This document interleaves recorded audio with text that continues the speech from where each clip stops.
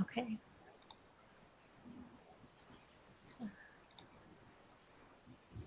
So we don't have any attendees just yet. All right, I see that the attendees are starting to join our webinar, so I'm just going to give everybody a minute to file on in, and then once I feel like we have a significant number of the attendees, I'll start with the introductions. So I'm just going to wait about just about 30 more seconds for everybody to kind of get their way in.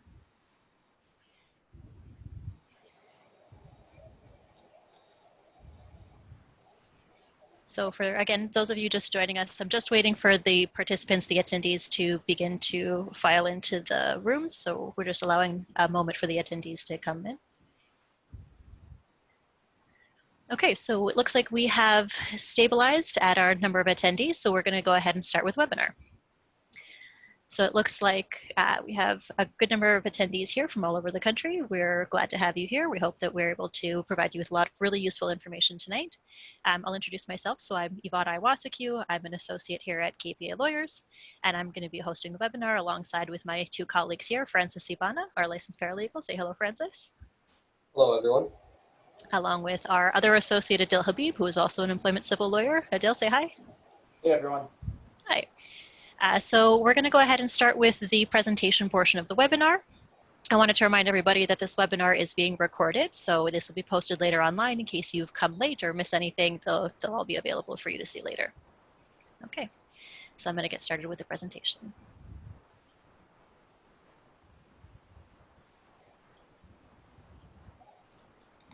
Okay.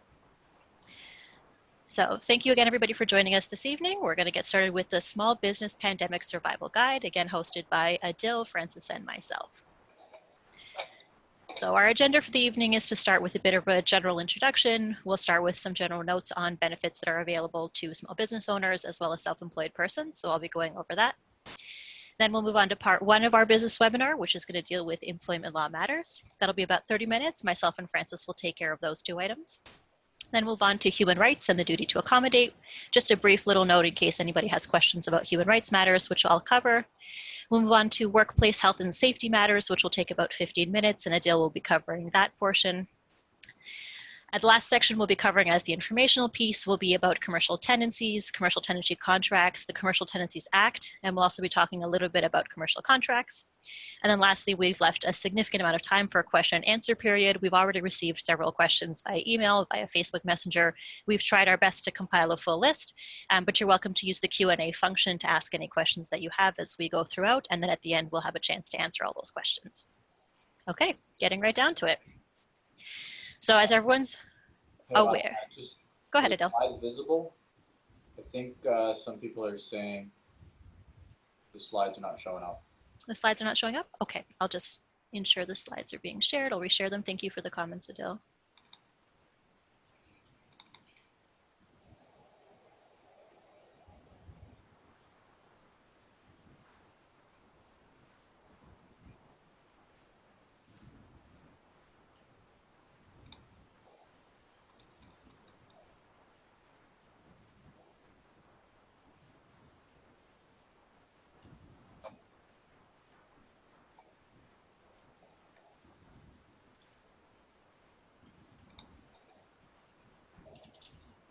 Just a moment while I try to get the slides up.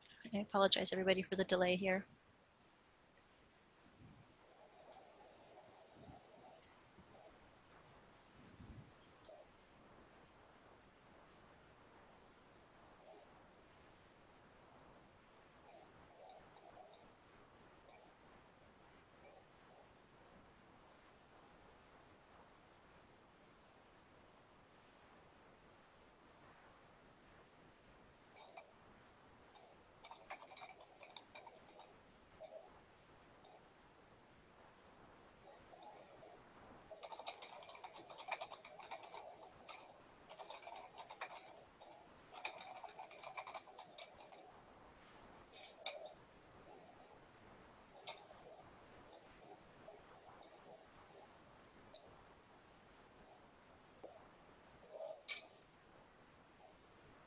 Okay, should be able to share the slides now.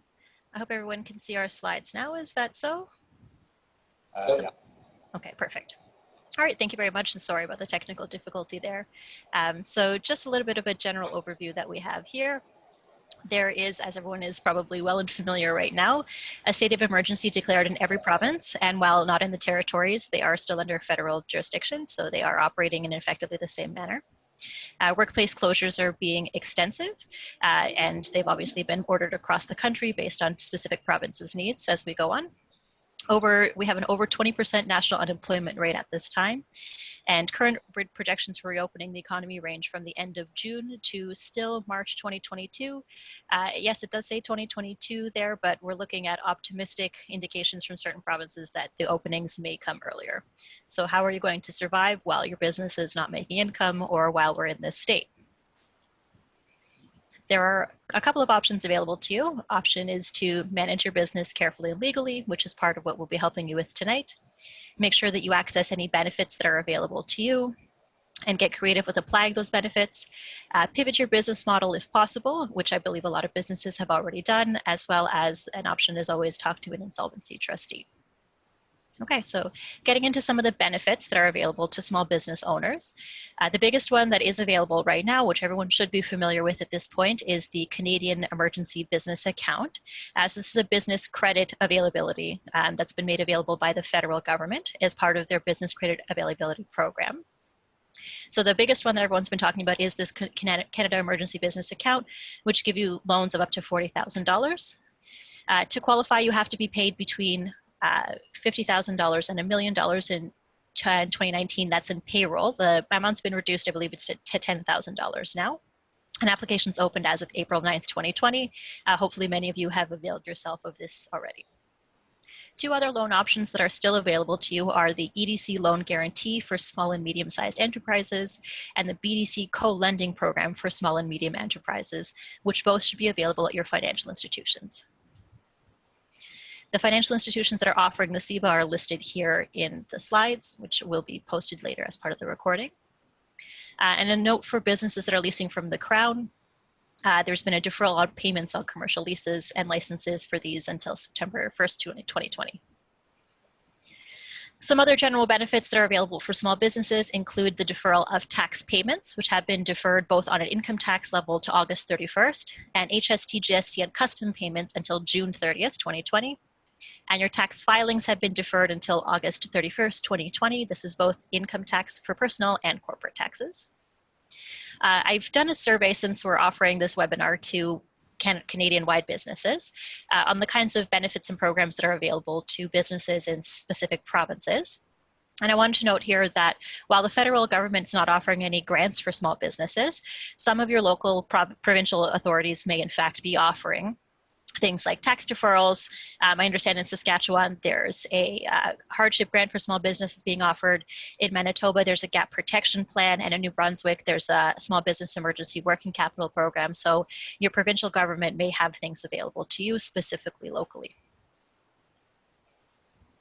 I have a note here as well on business interruption insurance. So as you may be aware, business interruption insurance is available to employers or businesses who have had a business interruption, normally for a reason outside of their control.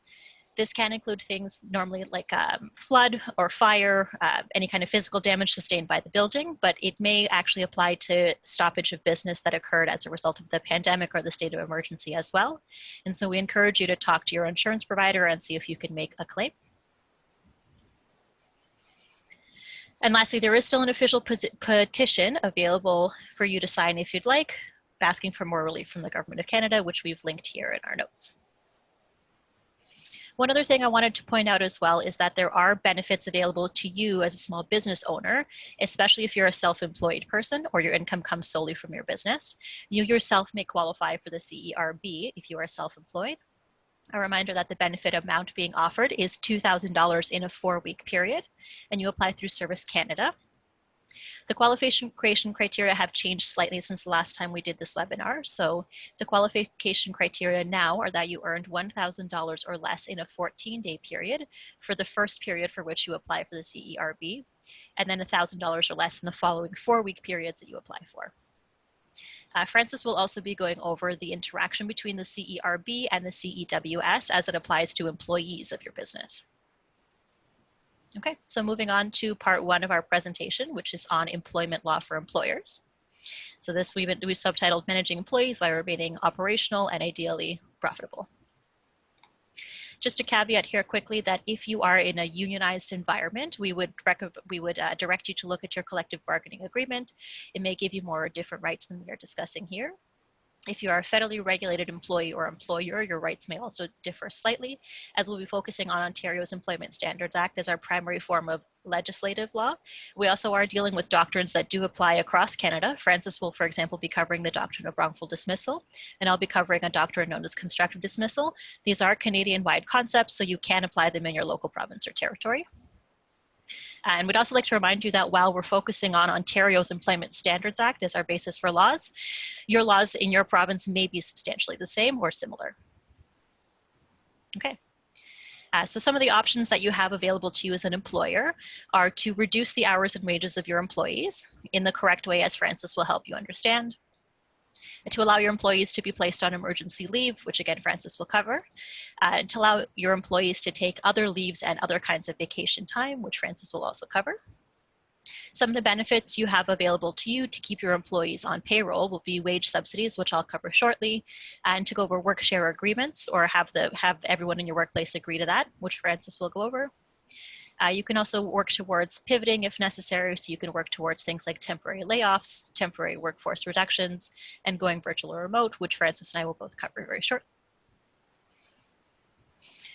So a quick note on what the law says around reductions of hours, changes to job duties, and reductions of wages, which are imposed on the employee by the employer.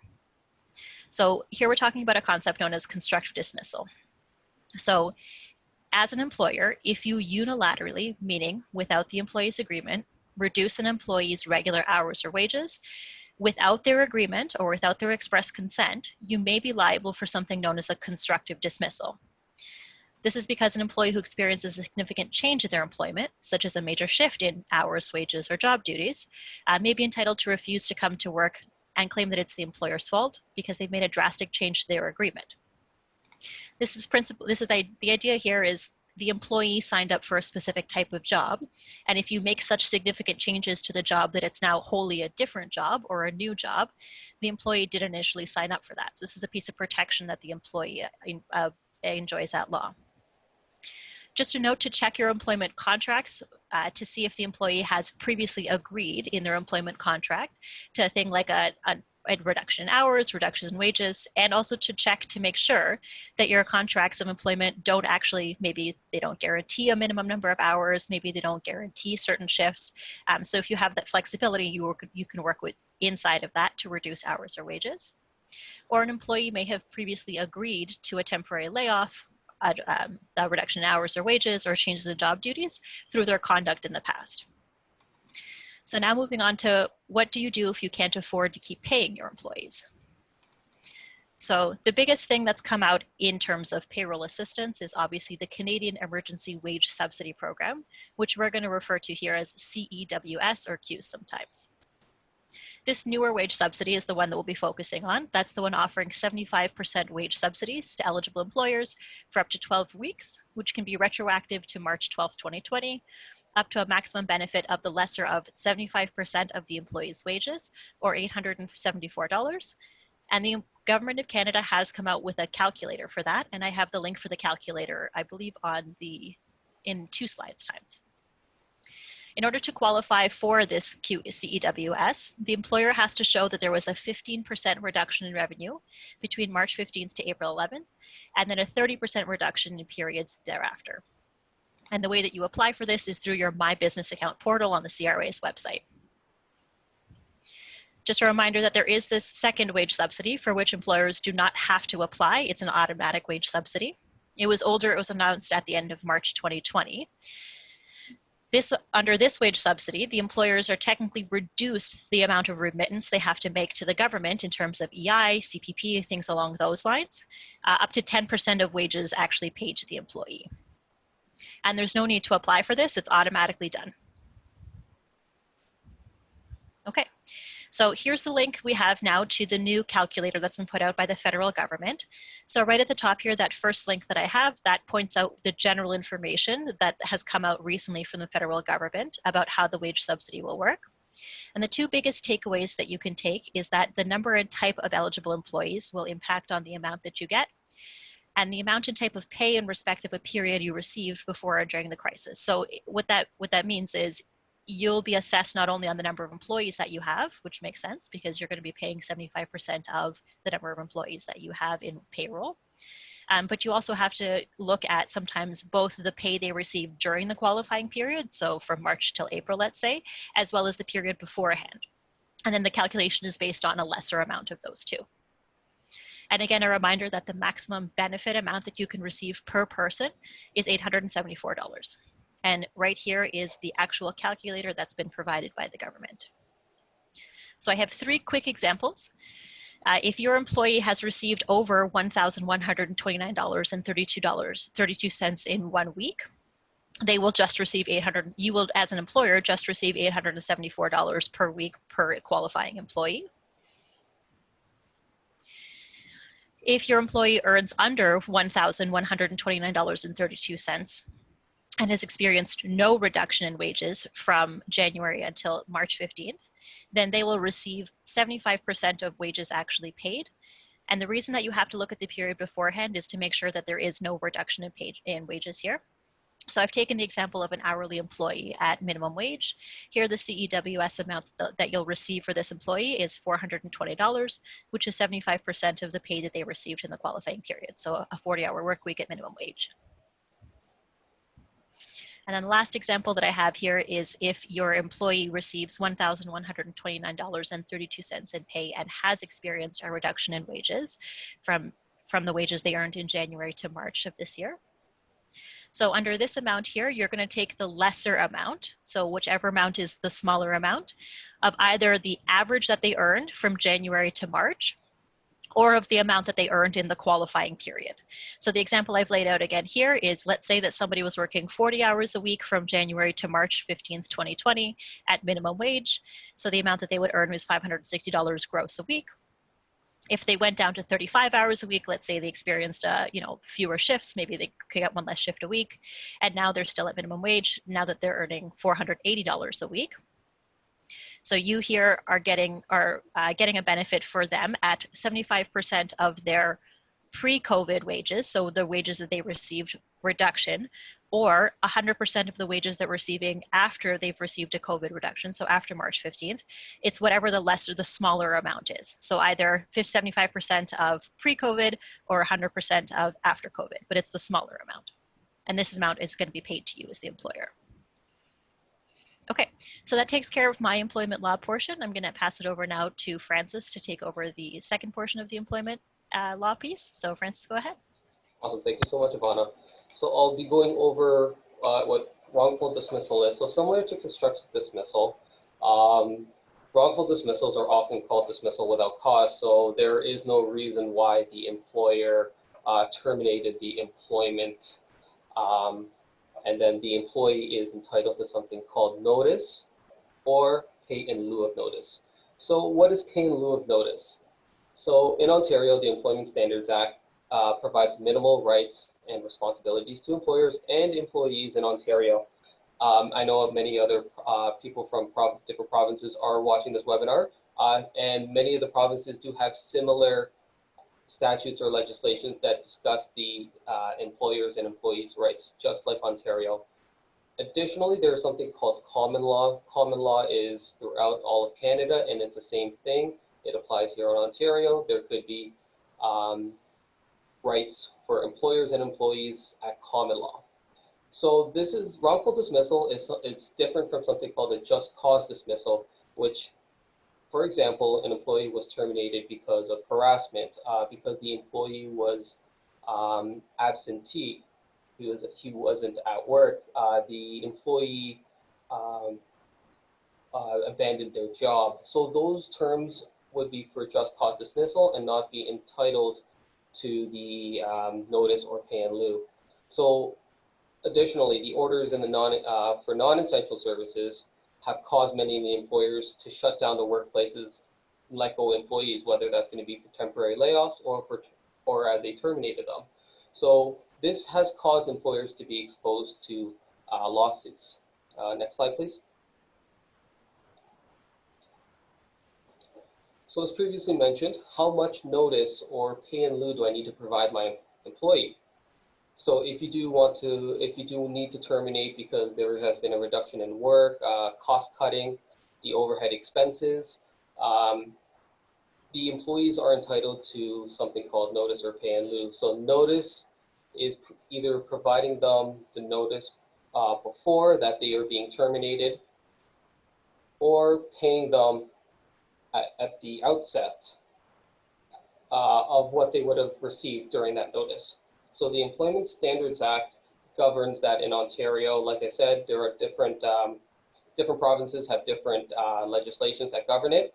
But for this purpose of the webinar, I'll be speaking specifically about Ontario's Employment Standards Act, which is governed by Section 57, that the employer must provide notice if the employee served for 1 year of service. They're entitled to 1 week notice. If it was greater than 1 year, but less than 3 years, 2 weeks notice, up until the point of where if the employee was working for you for more than 8 years, they are entitled to a maximum of 8 weeks. So I provided an example. So I terminated Johnny's employment due to the non-essential service closures ordered by the provincial government of Ontario. Johnny has been working for me for 2 years. According to the Employment Standards Act, he would be entitled to 2 weeks notice. So the notice is either going to be, sorry, Johnny, this is the 2 weeks notice that I'm going to provide you. In 2 weeks, you will be terminated, or I can pay him ahead of time, or I can pay him at the outset of the two weeks. Next slide. So in addition to the Employment Standards Act, there's something called common law entitlements. I touched upon it a little bit. So the courts take the approach of what an employee would have earned if the employer provided reasonable notice. So at common law, the courts determine what would be reasonable notice for an employee who was terminated without cause. Generally, in Ontario, these are determined by something called the Bardell factors. There are 4 factors, which is age, how old is the employee? 2, the length of service, how long the employee worked for you? 3, the characteristics of employment, which would be essentially the job title. Was he or she a supervisor? Were they clerical? What were the specific duties that they had? And the last one would be availability of similar employment. So after being terminated, what other jobs are there available for that person? So there was a rule of thumb where 1 month equals 1 year of service. This has been retracted a little bit, but it's a very good analysis of determining exactly how much notice would the person be receiving at common law. So I'm going to use the example that I used on the previous slide, Johnny. So Johnny was 48 at the time I terminated him. As previously, he worked for me for 2 years. He was a bar manager at my restaurant as well. So I can make a guess, or an educated guess, based on the 4 factors, that he would be entitled to somewhere between 2 to 3 months. So as you can see, there's a significant difference between the common law, which is 2 to 3 months, versus the Employment Standards Act, which is about 2 weeks. Next slide, please. So how do I determine if my employee is entitled to the notice period under the Employment Standards Act or under common law? Well, the first thing you should do is check if the employment contract states anything about the termination provisions. If they're entitled to the Employment Standards Act, or if there is no provision of termination, they may be entitled to the common law. So additionally, you may want to look into whether or not the contract was verbal or written. If it was verbal, then there is the exposure of being sued at the common law notice, which, as previously mentioned, is most of the time going to be larger than the Employment Standards Act entitlements. So employers may be at risk for a potential lawsuit if the employment contract is silent on terminations. Next slide, please.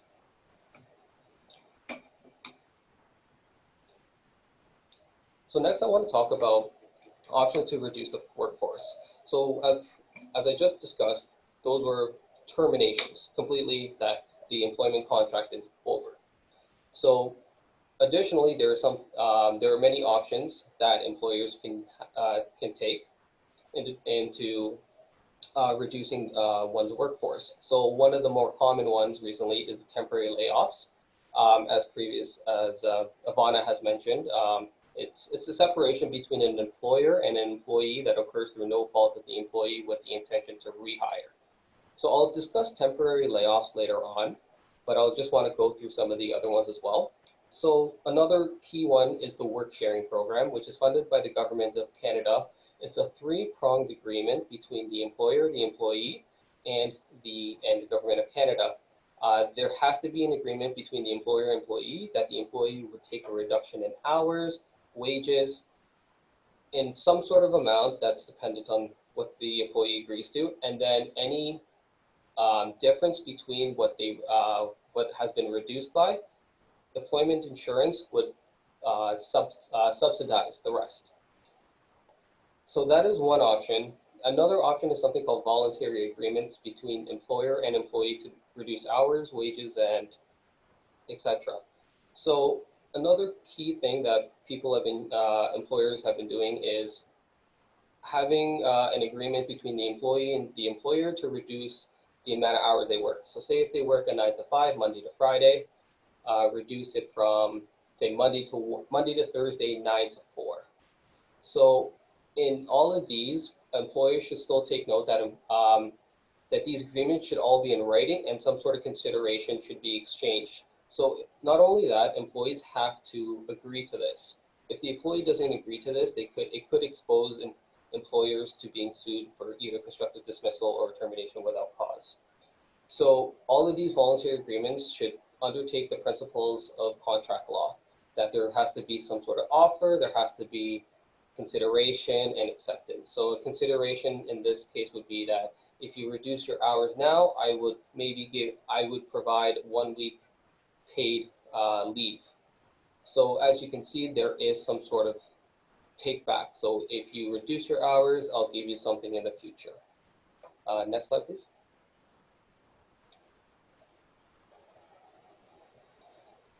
So what is a temporary layoff? So Section 56 of the Employment Standards Act in Ontario governs what temporary layoffs are. So a layoff of not more than 13 weeks in any 20 consecutive week period. This can also be extended to up to 35 weeks in a 52 consecutive week period. So the 13-week period is the most common in Ontario, and I'm sure across the provinces, dependent on your employment legislations. But specifically for Ontario, a lot of employers have decided to temporarily lay off for up to 13 weeks. If this whole COVID-19 situation increases, employers may extend it to 35 weeks. But it does come with some caveats, which include that the employee must receive substantial payment if you do want to extend it for up to 35 weeks. If they receive dental and health insurance benefits, they have to extend those throughout the extended temporary layoffs. If there is pension benefits as well, pension contribution, those all also have to be extended for the employee as well during the temporary layoff. So after all of these layoffs, what does the employer have to do? So it's something called the duty to rehire. So as pretty much what it means is that it's temporary. Employers have to rehire the employees. If the employers don't rehire the employees, this can be seen as a constructive dismissal, which Ivana touched upon earlier, and exposes employers to a lawsuit for a reasonable notice period. So another caveat with temporary layoffs is that does a provision of temporary layoffs, is it included in the employment contract? If it's not included in the employment contract, then it can be seen as a constructive dismissal. So for all of this, it's very encouraged to have it in writing that they've agreed to some sort of a layoff, reduction in hours, reduction in wages. Next slide, please.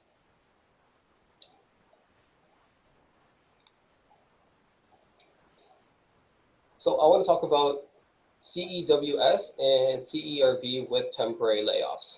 So if you are a small business owner or a business owner and you are looking towards CEWS and rehiring employees, you can. The CEWS allows you to retroactively pay employees in respect to the specific claim period set out by the government of Canada. So in many of these instances, employers have temporarily laid off employees, and the employees have applied for either CERB or employment insurance benefits. So if you are an employer and you do want to go the route of rehiring your employees under the CEWS and you're going to retroactively pay them, what's going to happen to the CERB for the employees? Do they have to pay back? And the answer is yes. When everything is becoming reconciled by the CRA, the employees will have to pay that back. So it is good if you do have the intention to rehire them after their temporary layoff, even if you do intend to retroactively pay whatever wages that they would have earned during the period that they were temporarily laid off. It is good to inform them that they would have to pay the emergency benefits back. So what if my employer does not want to go back to work because he or she is receiving more than she earned while working? So in this situation, it could be seen as an abandonment of job or a refusal to work under the Occupational Health and Safety Act. Refusal to work under the Occupational Health and Safety Act will be discussed later on throughout the webinar. But for now, I'll just discuss the abandonment of job. It could be seen as that they've abandoned their job entirely because you have your duty to rehire after a temporary layoff. The employee refuses. Essentially, that could be for cause. As I previously mentioned, that is a category of just cause dismissal. Next slide, please. So in addition to the layoffs, there's the emergency leaves, which was amended the Employment Standards Act on March 19, 2020 in Ontario, which is now the Declared Emergencies and Infectious Disease Emergencies Act, which is section 50.1 of the Employment Standards Act. Like I said, this is just for Ontario. So what this section implements is that certain employees are entitled to emergency leave if employees under medical investigation for COVID-19, if the employee is quarantined or self-isolated for COVID-19 symptoms, if they're under the direction by the employer, such as yourself, where the employee may expose other individuals because of possible COVID-19 situations, or even generally that taking care of their children because of school closures. So, and there's an exhaustive list that's in the emergency leave section of the Employment Standards Act. This is not just the only types of things that can employees take leave for. So in addition to all of this, employers may still ask employees to provide any evidence under reasonable circumstances to prove that they are entitled to this leave. So reasonable circumstances, what is that? So they haven't defined what reasonable circumstances are, but something that may be unreasonable is that asking an employee to provide some sort of evidence before they are entitled to their leave may be seen as unreasonable. Another option is that if employee's children's, the employee has to stay home because to take care of their children, asking for some sort of report from the school stating that the school is closed. Those may be seen as unreasonable. So what happens when the COVID-19 situation is starting to slow down and the emergency order is lifted and stuff begins to normalize? If, again, the employee refuses to come back to work, it may be seen as an abandonment of job. Next slide, please.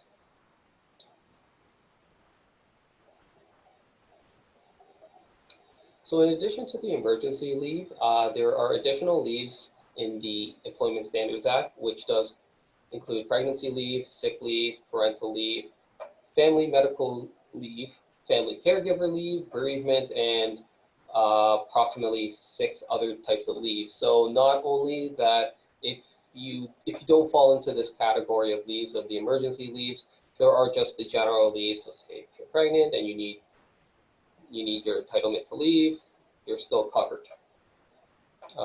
And that is it for me, I believe. And I will pass it off to Adil for human rights. Oh no, it's Ivana for human rights. I was gonna say, Sorry I about think that. that's okay. I think it's me. Thanks anyways. Yes. All right, thanks Francis. So that takes care of Francis's portion. Francis will remain on the webinar and will be available to answer questions about things like leaves, layoffs, job abandonments, recalls to work. I've seen a lot of questions in the Q&A section about what happens if I recall my employee and they won't come back.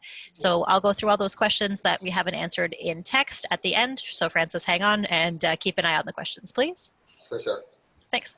Okay, so getting into human rights, I'll just cover this very, very briefly to remind people that the Human Rights Code does still exist and apply at this time.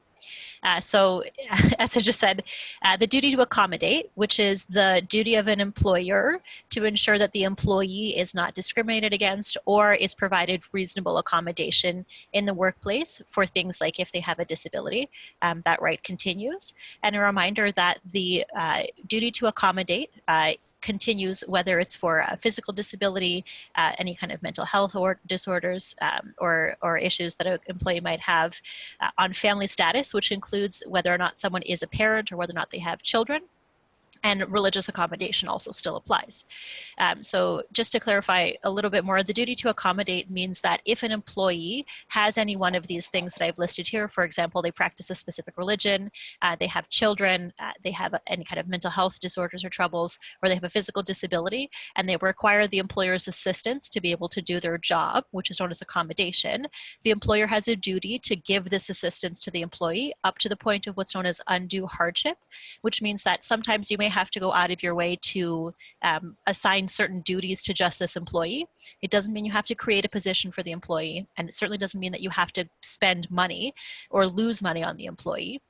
But it does mean that you have to take steps to ensure that employee can do the same kind of work that an employee without those disabilities can do. And I'll provide some examples right now. So an example of mental health in COVID-19. An employer has a duty to accommodate an employee for mental health reasons during the pandemic, but this must still be grounded in medicine. So specifically, I bring this up to say that anxiety and fears about contracting COVID-19 in the workplace on their own, just a fear of infection, are not enough to trigger the duty to accommodate. If an employee has a legitimate mental health condition, for example, they suffer from anxiety disorder, and as a result of COVID-19, they've experienced an escalation in their symptoms of their anxiety, and those escalation in symptoms are documented by a medical healthcare professional, such as, for example, their nurse practitioner, maybe their family doctor, or an emergency physician, and they come to you with medical documentation that says that they, for example, need to work from home or need to work in a different kind of facility or require additional safety or health precautions, you may be required to provide that employee with those kinds of accommodations. And in some extreme cases, if the employee requires to take a disability leave as a result of their mental health, they may be entitled to do so. So some of the things that you are not permitted to do or entitled to do if an employee with a mental health disorder comes to you and they ask for accommodation. You are, as an employer, entitled to ask for medical documentation to prove that the employee has a disability. But it's important to note that you as an employer are not entitled to receive the employee's mental health diagnosis. So you can't ask them, do you have depression? You can ask them, what kinds of things does your doctor say you need? For example, do you need to take extended break times or more frequent breaks? But you are not allowed to ask, do you have depression? You are entitled to participate in the kinds of accommodations the employee receives. So this means that if, for example, they come to you with a note that says, from their doctor that says, my patient needs to take breaks every 15 minutes, you're not required to abide by that doctor's note. However, you do have to look at the rationale for why the doctor may have ordered that and see if there's something else that you might be able to provide to the employee instead that would meet their legitimate medical needs. You are not entitled to substitute your own opinion or diagnosis over the employee's doctor. So you're not allowed to assess your employee and say, they don't have depression, I don't see them exhibiting the symptoms. But you may be entitled to ask the employee to undergo a medical examination by a doctor of your choice. And I've put a note here that says use caution with this route. And the reason that I've highlighted this is because if you have the employee undergo a medical examination, you need to be cautious that you're not having the employee undergo a medical examination for reasons that are not related to your ability to assess what kinds of jobs they can do, what kind of tasks they can perform, or what kind of accommodations you need to provide to them. You also have to be certain that when you're having the medical examination done, that their healthcare information remains private and remains protected. Another example here is with COVID-19 and family status. So parents may be entitled to leaves of absences to care for children, especially sick children, which Francis has already gone over. However, it's important to note you may be required to accommodate parents who need to care for children. And accommodation may take the form of allowing them to work from home or work different or shifted hours to ensure that the parent can still meet their childcare obligations. It's also important to note that you may not fire someone merely because they are a parent. However, you can take disciplinary action against someone who is a parent if their conduct in the workplace, if their behavior, or if their ability to do their job is not being met to your standard, even after providing them with the reasonable accommodations. A reminder as well that persons who must take care of sick elderly relatives, parents, or siblings may also be entitled to take a job-protected leave of absence, which Francis has already covered. Another example here, physical disabilities and COVID-19. Depending on the health needs of a specific employee, you may be required to provide additional protective equipment or to engage in additional safety protocols to ensure that an employee who has a physical disability, maybe they have an immunodeficiency disorder or otherwise immunocompromised, are able to perform their job safely in the workplace.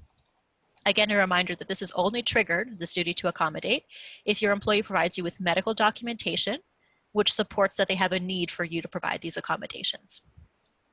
And while I don't have a slide for an example of COVID-19 and religious accommodation, it is a reminder that an employee who has a genuinely held belief in a religion or practices a religion actively is permitted to take leave of absences for religious reasons. One thing that you might want to look into doing if you're asked to accommodate an employee is to create an accommodation plan.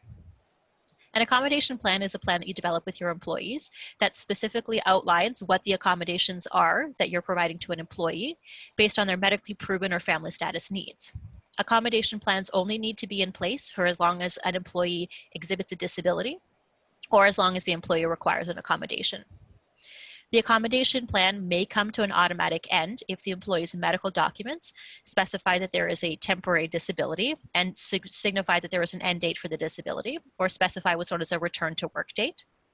Otherwise, you may request that an employee provide you with medical clearance to return to work.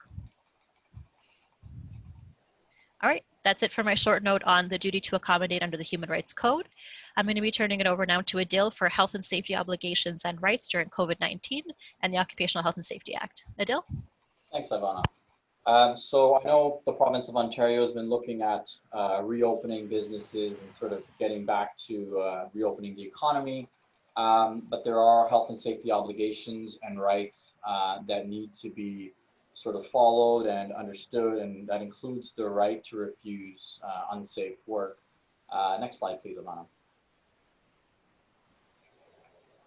So under the Occupational Health and Safety Act, this is specific to Ontario, or other provinces as well, or the Canada Labour Code if you are a federally regulated employee. Workers are entitled to refuse work where there's a reasonable belief that they would be endangered, either due to the physical conditions of the workplace, so that's obvious with respect to COVID-19, or whether there's equipment, machinery, or a device or thing that they are operating. Now, there is a threshold that has to be met with respect to whether or not a worker can refuse to work because they feel the workplace is unsafe. And this varies from jurisdiction to jurisdiction. So whether you're in British Columbia or Ontario, it's going to vary with respect to your specific province. And as I mentioned, there's also the threshold for the Canada Labour Code, which is for federally regulated employees.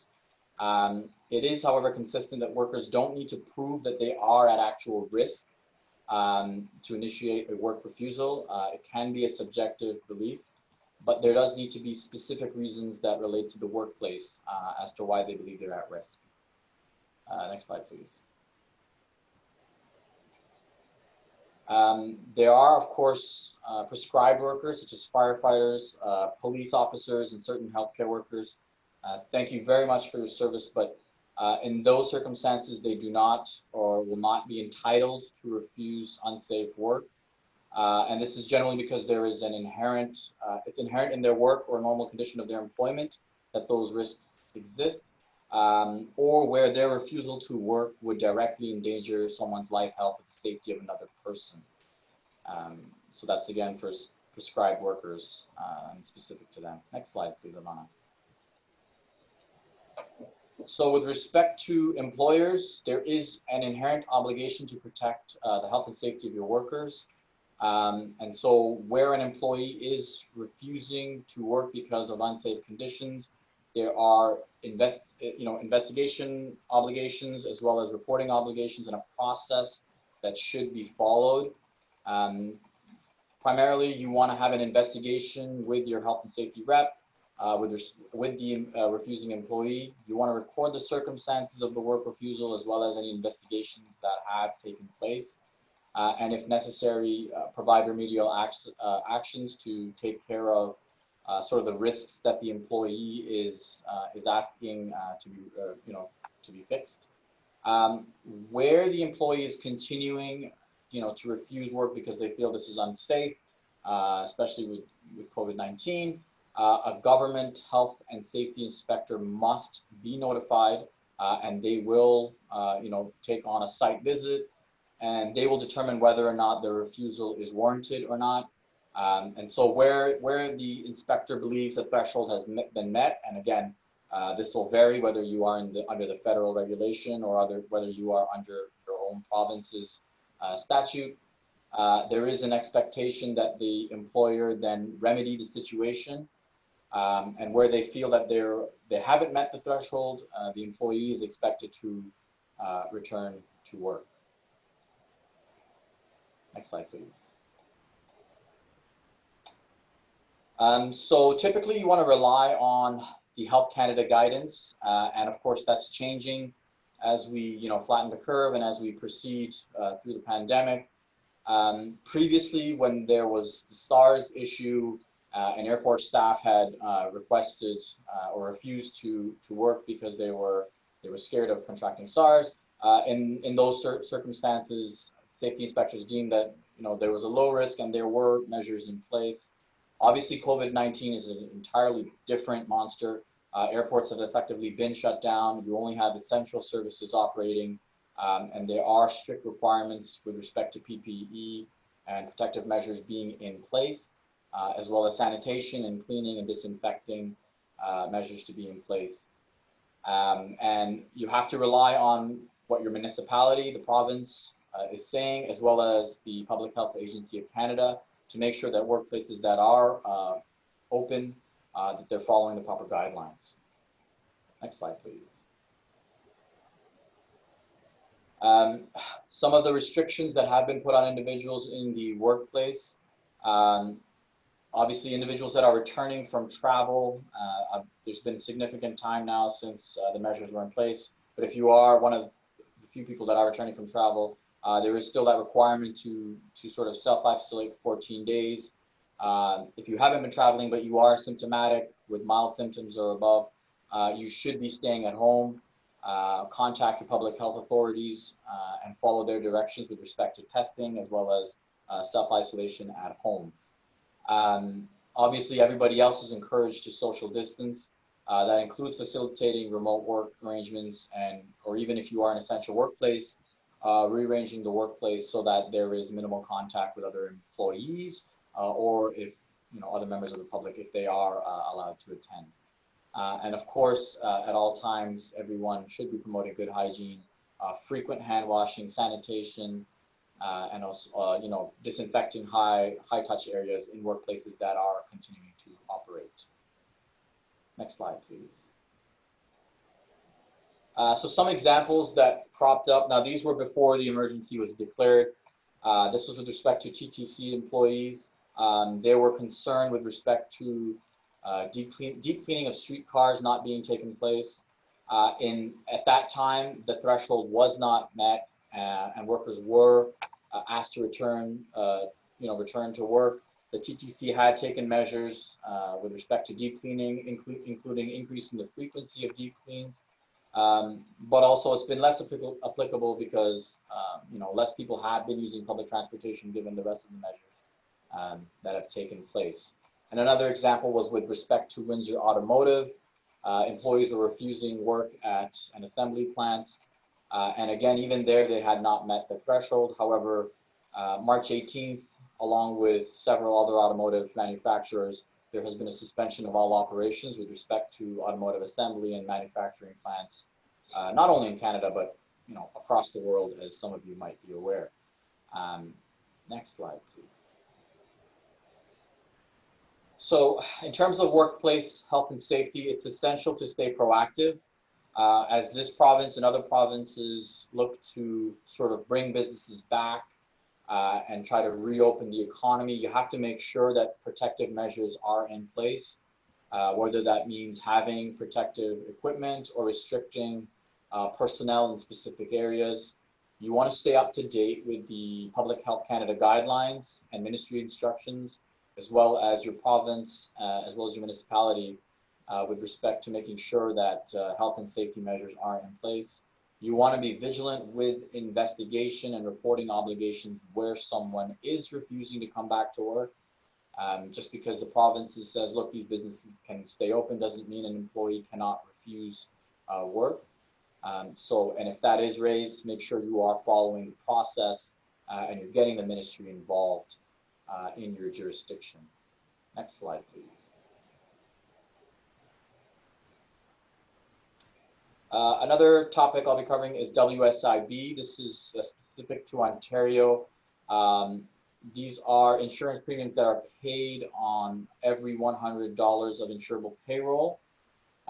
These are obviously, it varies based on the industry or the type of work that your business is sort of a part of. Obviously, construction has typically the highest premiums paid. There has been, WSIB has announced, with respect to Ontario at least, a $1.9 billion financial relief package. So payment benefits will continue. There are online services for adjudicating and processing claims. Specifically with respect to the relief package for businesses, there's been a deferral of payments as well as premium reporting requirements. You can, however, continue payments if you are able to do so. That's not a problem. But if you are someone that needs deferral, if you're on a monthly program, then your payments from March, inclusive to August 31st, will be deferred. If you're on a quarterly payment plan, payments in April and July will be deferred. And of course, if you're on an annual plan, then your payments for April will be deferred. Of course, the big question that everyone's going to have is, great, my payments are deferred. When do repayments have to be made? And so the WSIB has not rolled out a repayment plan yet. They're going to, basically analyze the situation and see what's been going on, and then they'll announce when deferred payments are to be made. Another major concern that people will have, or employers will have, is with respect to their premium rates in 2020. Your 2020 rates should not be changing. And 2021, again, they've said they're going to announce whether there will be changes, whether there's going to be an increase to your premium rates or not. And of course, that's going to be industry specific, but that has to be rolled out still by WSIB. Next slide, please. I believe it's going back over to Ivana with respect to commercial contract. All right, thanks, Adil. Yeah, so everyone can hear me, I assume, yes? Yes. Great, thank you. Okay, so I'll go over some terms that you might be able to use in your commercial contracts, or some terms that you might encounter from your commercial contracting partners. So the first contract term that I want to talk about is a contract clause known as the force majeure clause. So there may have been some things that you've been Googling about this to look at it. I'll start by saying in the vast majority of cases, unfortunately, a force majeure clause is for the benefit of the employer in cases like the supplier, possibly the supplier, a vendor like a banquet hall or a rental venue. So in some cases, the tenant or the receiver may not be able to rely on this clause, but in case the clause was drafted to protect both parties, I am going to go over it. And I want to make sure that you're aware that this clause may exist and may be available to you to protect you. So a force majeure clause generally operates to discharge, which means relieve a contracting party from performing an obligation under the contract when some kind of major intervening force comes into effect that neither of the contracting parties foresaw in advance of the contract. These are sometimes known as acts of God. They're large unexpected events that interrupt your ability to perform the contract. So things like forest fires, major flooding, storms, and in this case, public health emergencies may qualify. And I want to be clear that it allows you to temporarily cease performance of your contract during the force majeure or act of God. This option is not available to you unless it is a term that's specified inside of your contract. So it's not available to you at common law, but it is available to any small business in Canada with that term in their contract. You must be able to show a direct link between COVID-19 and your inability to perform the contract. So for example, the biggest example obviously is if an emergency order has shut down your business, that means that your business is no longer operating and you are incapable of operating your business, you may be able to qualify or this may be a qualifying force majeure event. There are some specific requirements under a force majeure clause, and without having the benefit of seeing your clauses, generally speaking, you will likely need to give notice to your landlord. And be careful because both the form and the timing of the notice may be very tricky and specific. So if you're looking to give notice to, let's say, your landlord or your supplier, that you're relying on a force majeure clause in your contract so that you can temporarily stop performing part of your contract, make sure that you read the clause labeled force majeure in your contract first to see if there's a requirement for how you must give notice and for how long in advance you must give the notice. You are also likely going to be required to mitigate the effects, and here I've said to the landlord, but also to the supplier or any other contracting party, meaning you may be required to pay some rent or pivot your business model, but in short, you can't say, I'm sorry, I'm incapable of doing business, and then rely completely on the force majeure clause. The law, and this applies across Canada, says that you must take steps to make your best efforts to mitigate the losses to both yourself and your landlord, your supplier, your contracting party, as a result of your inability to perform that term under your contract. So if there's no term in your contract, that if there's no force majeure clause in your contract, you can terminate, that means completely end, a contract for frustration or impossibility. Frustration or impossibility allow you to terminate a contract completely. That means completely end the contract, no more performance, no going back to it afterwards. Where an unseeable event, through no fault of either yourself or the other party, so again, a supplier or a landlord, renders the performance of the contract radically different or impossible from what the parties had bargained for.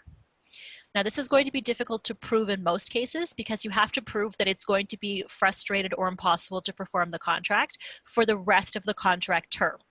So for example, let's say you have a 5-year lease with your landlord. You know that during the state of emergency, you are not able to perform your business, but that state of emergency, for example, in Ontario is only on until the middle of May. If the state of emergency isn't extended past that, and because there currently are no plans to extend the state of emergency after May, it may actually be that the balance of that 5-year contract after May is still able to be performed, and therefore you can't rely on frustration or impossibility to terminate that contract. So you have to be able to prove that it is actually impossible to perform the entirety of the contract for the entirety of the period. That's why I'm saying it'll be difficult to prove. Okay, so I did a very brief look at those terms. I'm going to be available for questions on those specific terms afterwards. I'm going to turn it back over to Adil now for the last portion of our webinar on commercial tenancies, and then we'll take questions. Adil?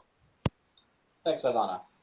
So this is one of the things that a lot of you have been asking questions on. This is with respect to the emergency rent assistance that's been announced. The federal government is basically working with provinces to roll this out. So just some of the basics that a lot of you might already know. It's administered through the Canada Mortgage and Housing Corporation. So in addition to this program that's being rolled out, some provinces are also offering other tax reductions, delays, and deferrals. So make sure in the jurisdiction that you're in that you are familiar with what your province is doing. And some of the examples that I've come across, for example, with British Columbia, commercial property taxes have been reduced by an average of 25%, and there's been a deferral of payment for property taxes, and in some cases there's waiver of late penalties for property taxes that have commercial property taxes that have not been paid. BC, it's obviously dependent on your property class type. So I believe 4 through 8 have late penalties have been waived. And so the basics of this rental assistance program, basically the commercial landlord and the tenant are supposed to cover 25% of the rent prior to profit, and the federal and provincial governments will be covering 50%. And there's an example there. So if you've got a monthly rent of $10,000 per month for April, the tenant pays 25%, which would be $2,500. And then $5,000 will be going to the commercial landlord from the government. And if it breaks down, and it'll vary from province to province, but $3,750 from the federal government, which represents 37.5%, and $1,250 coming from the province. Therefore, the landlord has received $7,500 of that $10,000 in rent, and of course they've foregone, $2,500 that they would have received. Next slide, please. There are, of course, eligibility requirements. The monthly rent cannot exceed $50,000 per month in gross rent, and it has to be with respect to non-essential small businesses that have been temporarily closed, who are experiencing a 70% drop in pre-COVID revenues. With respect to the 70% drop, it's going to be compared to properties or your revenue, last year between April, May, and June, or alternatively, they will also look at your revenues dropping 70% January and February of 2020. Commercial landlords or property owners will be required to reduce the rental cost by 75%. And they'll also need to sign a forgiveness agreement, which includes a moratorium on eviction for a period of 3 months. There is also a requirement that the commercial landlord or the property owner, it's mortgaged. If it's not mortgaged, you can still apply, but they'll be looking at other sort of debts that you have owing and other ways to get you into the program. So that is one of the things that they announced, that needs to be a mortgage property. But if it's not mortgaged, there are other sort of ways that you can, if you've got the costs where you can qualify. Next slide, please. Now, I'll just go back a little bit to the emergency rent assistance. Some of you have been asking this question as to whether or not the landlord is mandated or whether they have to agree to this. No, it has to be an agreement between the landlord and the tenant. So absolutely, they can't be forced to sort of agree to this, but it is sort of for their benefit to assist them with cash flow. If their commercial tenants aren't able to pay at this time, all of them are looking for deferrals, or they're looking for, waiver of rent even for some of them. So it is not mandatory, it's not binding, but it is in their best interest. This next section that I will deal with respect to them saying, okay, well, I don't want to do this. This will it'll play into as to why maybe they really need to consider applying for this, the relief program. And so commercial tenancies are governed by the Commercial Tenancies Act. Some of the important sections are sections 18, 19, 20, and 66 that I'll be going over. And they deal with rights of reentry or notice requirements if rent has gone unpaid. So there is a right of reentry where rent remains unpaid for 15 days. Commercial tenant does have the right to reenter and repossess. Now, a lot of this is also sort of, it's fluid based on the contractual terms that you have in place as well. It's going to impact what rights the landlord can exercise and how they're supposed to exercise it. So while there is the Commercial Tenancies Act, there is also, your first starting point will always be the contract that you have with your commercial tenant or with your commercial landlord. Where where someone is exercising the right to reentry, they are not required to provide notice if it has been 15 days. They can go in, they can change the locks. But mind you, when they are changing the locks, there are some certain things that they do have to comply with, depending on what sort of remedy they're trying to exercise, and I'll get into that a little bit later.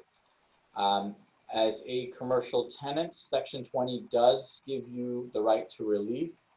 Of course, this requires you to apply to the Superior Court of Justice as an application. This is going to be an emergency application at this point. And so that can be costly, but if you are, being threatened with eviction, or your landlord, commercial landlord's gone in and changed the locks, your best bet or your first starting point may be to seek relief from the Superior Court to say, look, hold off on this. My rights are being denied. If there's a dispute with respect to whether or not the landlord can go in, or whether they can sort of exercise their rights to reentry, again, Section 66, you can make an application to the Superior Court where a judge will decide what the issues are, whether they had the rights, whether there are arrears that need to be set off against, and those types of things. Next slide, please.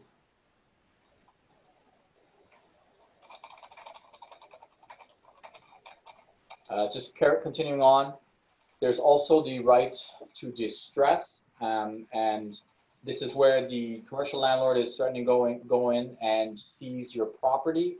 Now, it has to be property of the commercial tenant. It can't be fixtures. It has to be owned by the commercial tenant.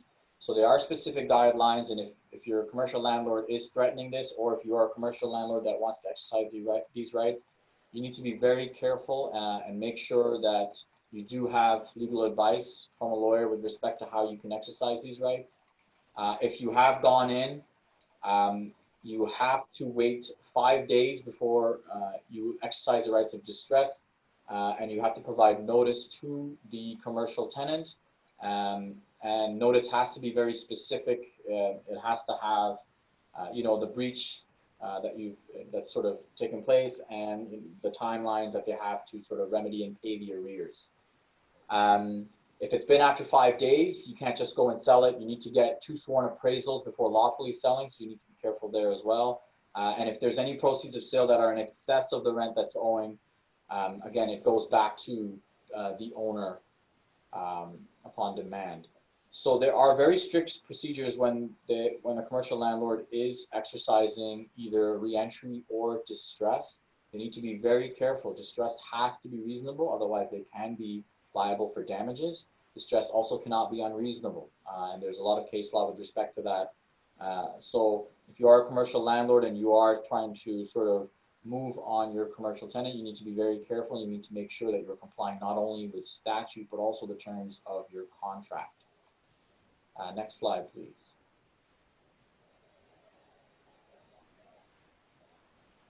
I'm going to go through some of the scenarios that you're going to be looking at, whether you're a commercial landlord or a commercial tenant. And again, it's going to be very dependent on your contract. So you need to review your contract and see what clauses are there. The first 3 will sort of deal with your commercial landlord not terminating their lease, okay? So they're affirming the lease. They're saying, look, this lease is still valid. However, I'm going to sue for rent, or I'm going to be suing for specific performance that you have to pay your rent. In this circumstance, they're not exercising distress, okay? They're not going in and seizing any of your property as a commercial tenant. However, they are suing you for the rent that's owed. And again, that's an application, or that's through the Superior Court. It can be through small claims if the rent is small enough, but right now small claims is suspended, so that's probably an option that they're not going to take. The next thing they can do is, again, they can affirm the lease and they can re-enter the unit and re-let it. And now this has to be either through a court order, or it has to be very specifically outlined in the terms of your commercial lease. So again, you need to look at your contract. When they are doing this, where they are affirming the lease and they're saying, look, the lease is not terminated, we're just going in and we're going to re-let the property. They can change the locks, but they still have to allow you access to the property. And that's really what it's going to come down to, is whether they've changed the locks and they've said, look, you're not going to have access anymore. If they've done that, that's going to come down to another one, which is going to be termination, which I'll get into in the next point. The following one is, again, the one that I've mentioned previously, is the right to distress. If your commercial landlord wants to exercise the right to distress, which is seizing your commercial property, they need to affirm the lease. They cannot terminate, and of course it has to be with reasonable notice, and it needs to be provided. And again, they cannot prevent the tenant from actually accessing the property. The next one is with respect to forfeiture. This is where the landlord is terminating your lease. Okay, they're saying, look, this lease is done, you haven't paid. They have to allow 15 days before they re-enter. So on the 16th day, they can go in. They do not have to give you notice when they're going in. They can change the locks, and they can basically prevent you from entering the premises. Now, again, if they've done that on the 16th day, they've gone in, they have your property. Well, they have to make your property available for 5 days, as I've mentioned previously, and provide you notice of that for you to pay your arrears. Now, another thing that I'll add is where if, they are entitled to sue you for rent, they're entitled to sue for damages with respect to, enforcing the lease against the commercial tenant. But there's always this duty to mitigate. And so where this commercial emergency rent assistance program comes into play, a landlord that's refusing to sort of apply this, it goes towards them refusing, or them not mitigating their damages. Again, 75% of their rent would have been covered, and would have provided them with cash flow. They're choosing not to do so. They're choosing to rent it out to someone else. And I mean, that's going to be difficult, especially with all businesses being shut down. I don't see anybody else going in or moving in. So where a lot of you are saying, look, my landlord doesn't want to apply for this, or they're not willing to apply for this, they can exercise their rights with respect to eviction or distress, as it is pursuant to the Commercial Tenancies Act and their agreement. But when it comes down to them suing for damages or going through a court action, there's that duty to mitigate, which they would not be complying with. So as a commercial landlord, they also have to be careful. They need to come to the table and sort of try to negotiate with a commercial tenant. Otherwise, they may lose, their right to damages with respect to rent owing or rent unpaid, or, I had a contract for a fixed term for next year, I want rent for the whole year. Well, you didn't mitigate. And so that issue may prop up if they do not rely on some of these items that have been provided by the government. Next slide, please.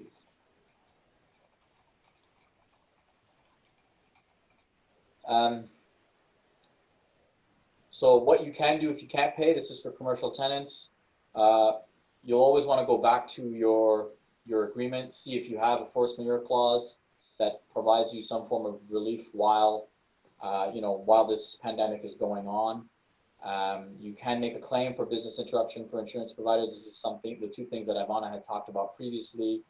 And of course, the next part is negotiating with your landlord with respect to deferrals or reductions, or applying for the rental assistance program. There's also credit through the government, the Canadian government, through your bank, through some of the BDC loans and the other items that Ivana has also mentioned. And again, this new rental assistance program that's being administered through the CMHC, applying through that. Next slide, please.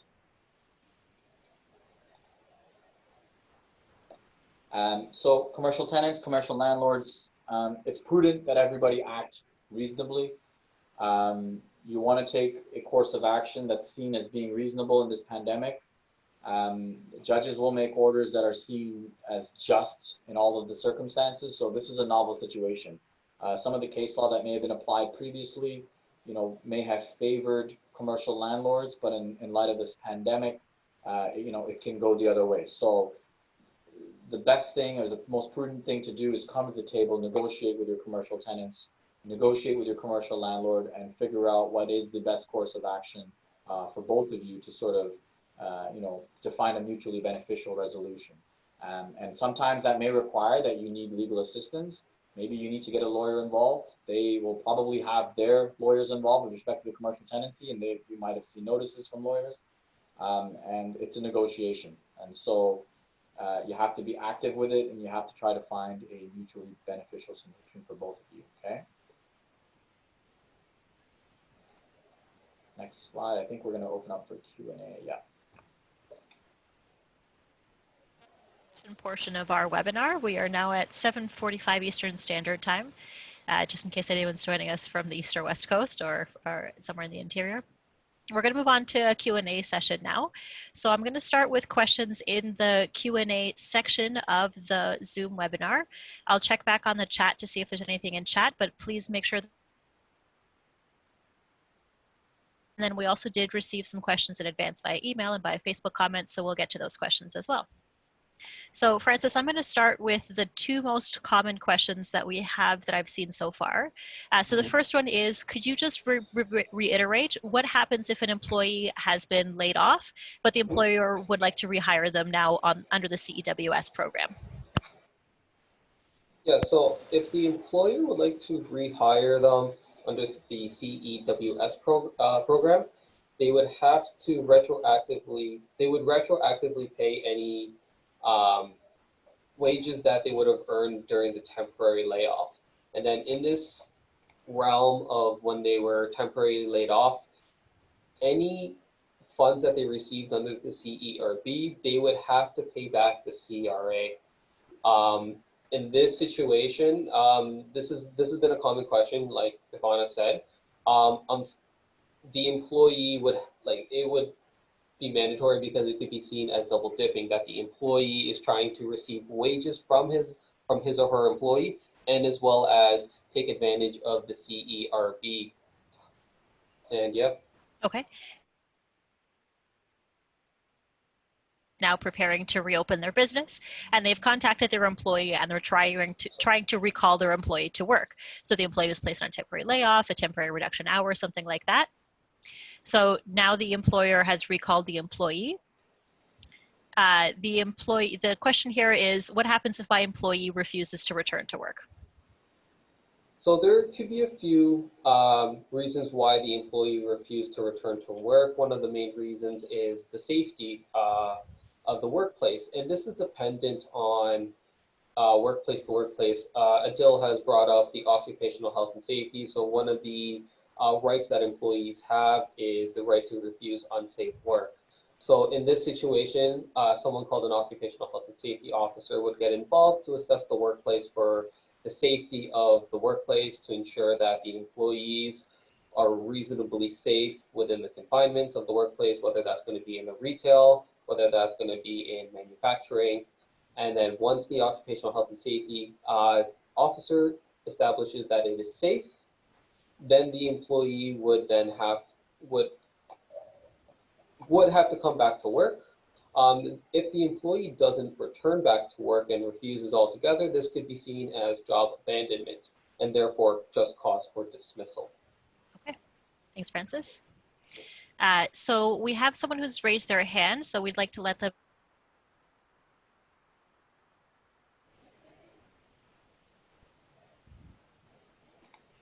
Susan Cochran, I believe that's you. You've raised your hand to ask a question, so please go ahead. Yes, can you hear me? We can hear you, thank you. Mm-hmm. I have two businesses. They're both salon and spas. I have applied for the $40,000 loan with both of them. The Bank of Nova Scotia, it was approved in 24 hours. The National Bank, it's been 3 weeks, and they declined me when I qualified, and they told me they made an error and to resubmit. I resubmitted 2 weeks ago, and I still have not got an answer. What is my next recourse? Do you have any idea? So we can't really speak for how other institutions are operating, as I'm sure you can appreciate. So, you know, we can just kind of tell you what your options are, what your benefits might be, what kinds of things you can qualify for. I can't speak for why they aren't responding already. I'm glad to hear that you did qualify at least for something in the interim. So I just wanted to qualify though. So you've already qualified for the CEBA loan, is that right? That's the business one, correct? Yes. There's so many C's now. Yes. Yeah. Yes, absolutely. Yes. Had that in, I applied on a Monday and it was in my account on a Tuesday. Okay. My other business completely qualifies also, meets all the criteria. Well, there's very little criteria actually. And I was declined, and the reason they gave me was not part of the criteria. And I called them out on it. And so they said that there was errors on their end to resubmit. I resubmitted, be 2 weeks this Thursday, and I still haven't got anything. Okay, yeah, so in that case for your other business, the only other options that are really available to you are to see if you qualify for one of the other two kind of smaller loans that are available, so the BDC or the EDC type loans, but you have to go through the same financial institution. So while I can't go, I don't have any recourse with CRA. Mhm. I can't go to CRA over this, that I was declined by a financial institution when I met all the criteria. So because they're being administered by specifically financial institutions, I expect the CRA would not have much to say about this unless Adele or Francis have something to say to the contrary. Yeah. So, I mean, you can feel free to call Service Canada or the CRA about it, but because the administration was left up to the financial institutions, I expect you're going to encounter the same kind of answer, which is, you know, if the bank said no, then the bank said no. Okay. All right. Sorry about that, Susan. I wish we could help better. Yep, no problem. I just, when you meet the criteria and they say the errors on their end, but they still have not, and it may get approved yet, but it's a long process right now. And I need the money because I've got 20 plus employees that I want to bring back to work. Makes sense. See if you can apply for the CEWS for the other one too, and maybe that might help as well. Yes, I'm looking into that. Perfect. All right. Thank you so much for your question, Susan. Okay, I understand that we have another hand raised, so we'd like to bring him on. Ryan, if you could add him, please. Oh, Ryan is our tech guy in the background.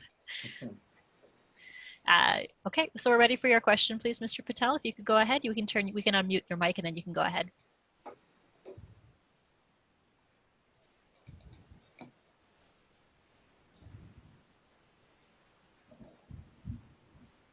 Okay, you're unmuted now. You can go ahead, Mr. Patel.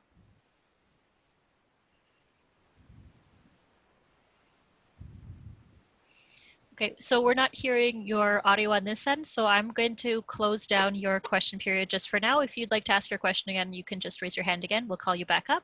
I'm going to go back to the next person now. So Norm Wolf, you're the next person. You're unmuted. You can go ahead with your question. Thank you. I'm an accountant, and we have a lot of clients that are owner-operated corporations that want to apply for the work for the salary benefit of 75%. But a lot of them either employ themselves or their families. And I try to look on the website, find out, are they qualified or eligible employees or not?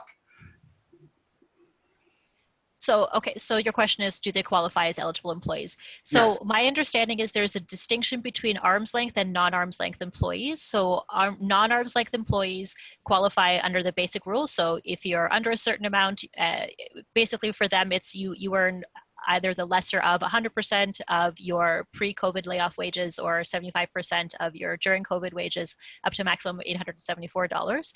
But there are different rules with that's for arm's length employees. There's different rules for non-arm's length employees. So that's a little bit unclear to me, just because I didn't look into it, because that's not an area of specialty for me. But from what I understand, because they've made provision for non-arm's length employees do qualify for the CEWS, and I have seen employers applying for it, and I've been advising them to apply for it too. Actually, I've been advising them to talk to accountants about whether they qualify. So, but because there are these provisions for non-arm's length employees, I suspect that yes, that as self-employed individuals, as long as they're earning employment income, T4 type income or something along those lines, they should qualify. Thank you. No problem. Thank you for your question. Ryan, do we have anybody else who's raised a hand, or should I go back to the text questions? Just waiting to hear back from our background guy. Okay, we have another question here from Lynn Lung. So Lynn, we'll get you unmuted. You can go ahead with your question. Hi, can you hear me? Yep, we can hear you great. So I do a lot of domestic payroll. So basically people who employ a nanny or a caregiver, mm-hmm. and they want to know if they qualify for the 75% wage. So I understand that the CEWS qualification criteria, I'm just going to pull them up over here so I have them, say that it just needs to be, I've looked at the definition of qualifying employee, and it just says you need to be a employee during the period during the qualifying period. So I suspect that as long as that person is also earning, employment type income and they qualify as an employee, that person may be able to qualify for CEWS to pay their nanny or their domestic worker.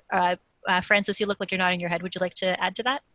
No, just, yeah, I believe that is correct, yeah. Okay, Francis also did a lot of work with the CEWS before this. Because what I've heard is that domestic employees don't have sales, so they're not a real business, even though they have a CRA domestic payroll account. Right, because it does qualify. Okay, so let me see, who is an eligible employer?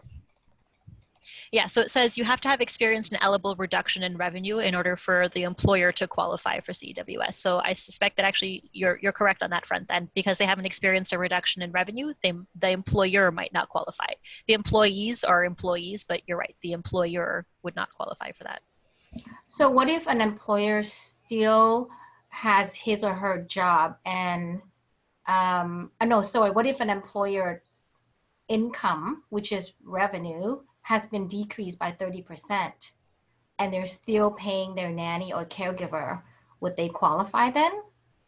I guess my question here is, is their income, like the employer's income, is that equivalent to the definition of sales revenue? So I'm looking at the qualification criteria and it just says experienced an eligible reduction in revenue. So I'm going to look at what is an eligible reduction in revenue.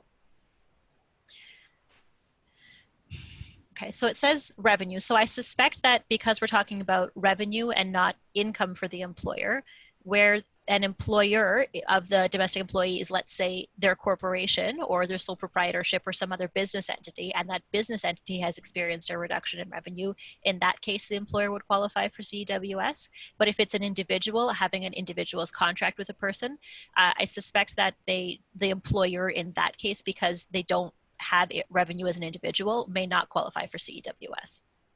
Okay, thank you. No problem. Thank you for your question. All right, so we'll have the next question from the next person if we have anybody else, or okay. So we have a question here from Mohammed, and I apologize, I can't see the second part of your name, so I'll just refer to you as Mohammed. You can go ahead once we've unmuted you.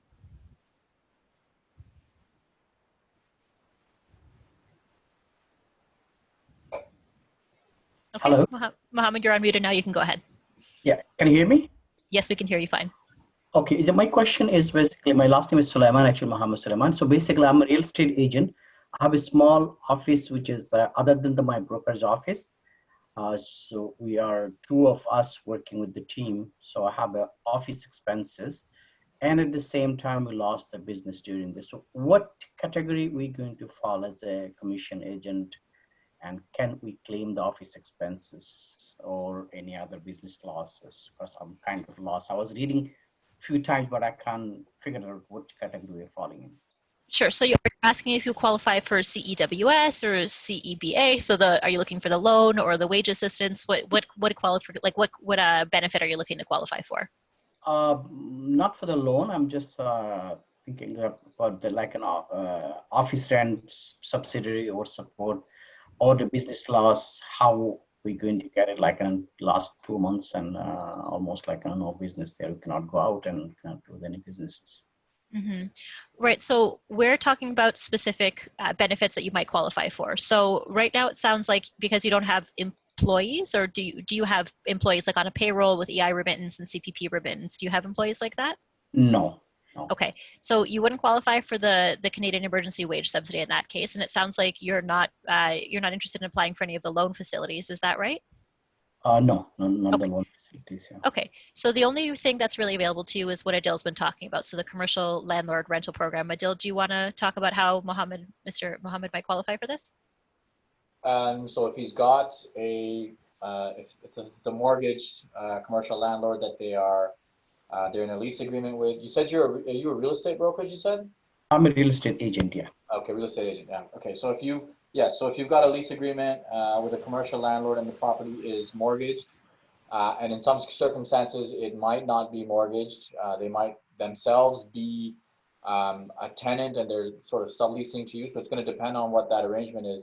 But you may be eligible to apply for this rent the rental assistance relief program, where it can reduce some of the rent that you have to pay as a real estate agent, which essentially, if you qualify and they agree to it and they sort of sign off on it, you're looking at, look, whatever your monthly rent was, and I'm going to presume it was definitely less than $50,000 a month, but you know, you're paying just 25% of it with the province and the federal government covering the 50%, and your commercial landlord sort of foregoing that 25%, and they won't evict you, and they've sort of signed on with this agreement with you.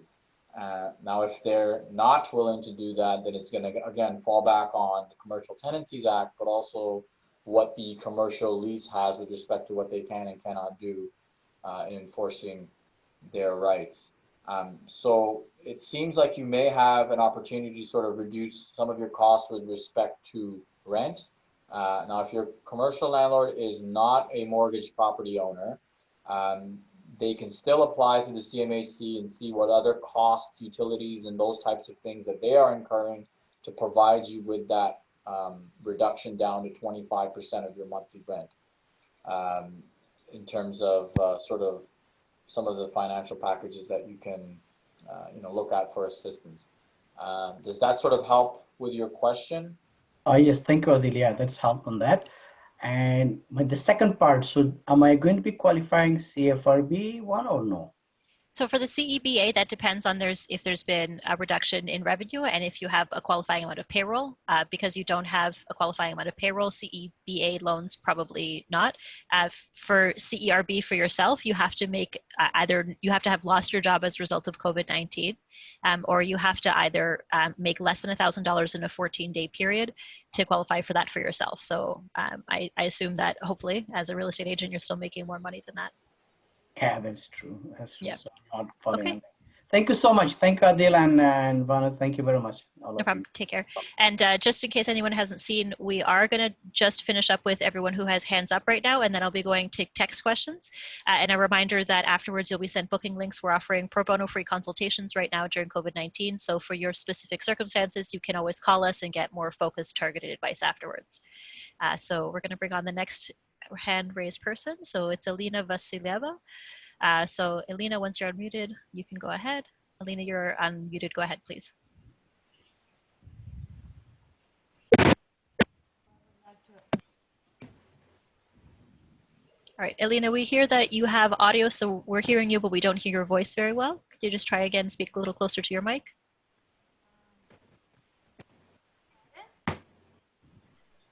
Not quite.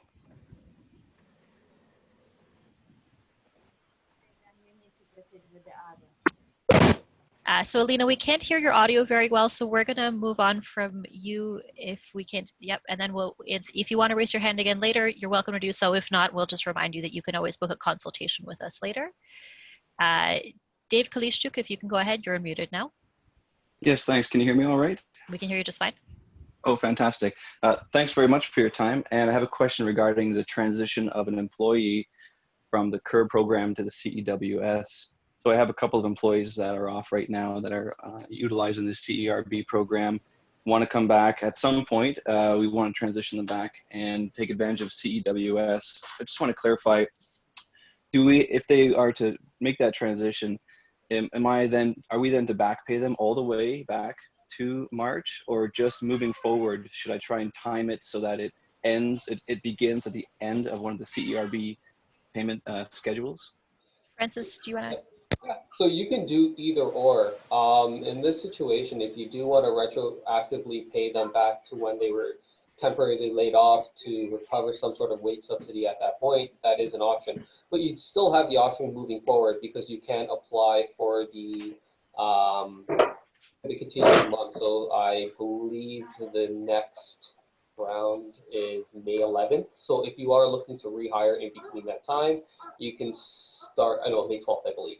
May 12th is the next period for the CEWS. So you can rehire then, and then apply for the wage subsidy moving forward after that, because you wouldn't be eligible for that month, the previous month from March 16th until the April 11th. Okay, excellent. And so as long as they're not double dipping, as long as we are moving, as long as we are moving ahead, and let's say we ended one, started the other, then there's no retroactive. They're not going to lose anything or have to pay anything back. No, they don't have to pay anything back, or they're not going to lose anything, because at that time between the time that you are going to hire them back and the time that they were initially laid off, they didn't receive any wages from you as an employer. And if it was mid schedule, would there be a prorated repayment from them? That I don't know if Ivana has any more information about that. They haven't released any information about prorated funds being supplemented. I believe it is just for that specific period, unless Ivana has more information. Yeah, so they're rolling it out in qualifying periods is what we understand. And I think they're 4-week periods to kind of probably what you're suspecting match up to CERB payment schedules. So the guidance looks like that's what the payments are going to be in these 4-week chunks. Excellent, that's clear. Thanks very much. No problem. Thank you for your question. Okay, I understand we have a couple more hands up, so we'll take our next hand that's been raised. Mario Rumengan, I apologize. Mario, you're unmuted, go ahead. Hi, I heard from Adil. Oh, by the way, thank you for your time. Really appreciate it, and this is very helpful. I really appreciate that.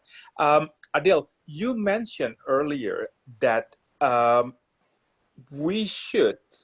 I'm a realtor. I do tenant representation for commercial retail tenants, and you mentioned that we should go to a force majeure clause when they have issue COVID in this COVID situation. Now, my question is that isn't it the force majeure point that impossibility to operate? I talked to some of my clients. They asked me about this force majeure, and I said that, look, as far as I know about the force majeure is that it's impossible for you to operate. If I remember correctly, I read a case about SARS and it got tossed out by the court. Correct me if I'm wrong. No, that's correct. But it's going to depend on the specific clause that you have. A lot of corporations and a lot of contracts were updated at the time of SARS to make sure that they included epidemic or disease specifically in the force majeure clause, because it wouldn't have been implied in. So it's going to specifically depend on what the clause says that your commercial tenants are relying on. And then, yes, they can rely on it for as long as it's an impossibility. But again, it's for the period, as Ivana had mentioned, that the pandemic is continuing. It doesn't sort of cancel the entire contract.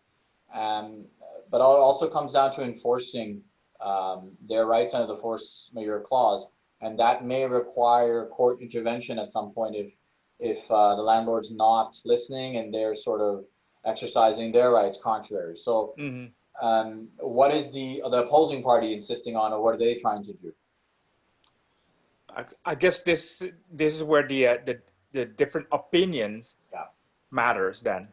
Yeah, and so sometimes that's where you're looking at the Commercial Tenancies Act and you are applying to the court. Now, if your tenant's not paying and the commercial landlord wants to exercise their rights, they can do so under the agreement. And then, so again, it's going to be who's going to apply to court for their relief, or is the landlord going to try to evict the commercial tenants? And if they do so, then your commercial tenant has to apply to the Superior Court and say, no, our force majeure clause is valid. This, this contract is suspended. That sort of thing. So it just specifically depends on what type of relief the parties are trying to seek, and in which jurisdiction, which forum they're trying to enforce it. And there's risks, right? Your guys can be saying that we don't want, our force majeure clause is perfect and we can rely on it, but that's a risk, and a judge may go the other way. So absolutely, yeah. Exactly. So as I've always said, you have to be reasonable. You have to try to come to terms and sort of come up with an agreement, and whether that's deferral of the rent or reducing the rent or applying that rental assistance, that may be a more prudent option. Okay. So yes, your clause may be enforceable, but you need to go to Superior Court and bring an application, or otherwise your landlord may take actions against your commercial tenants. So both parties have to be careful. Okay, gotcha.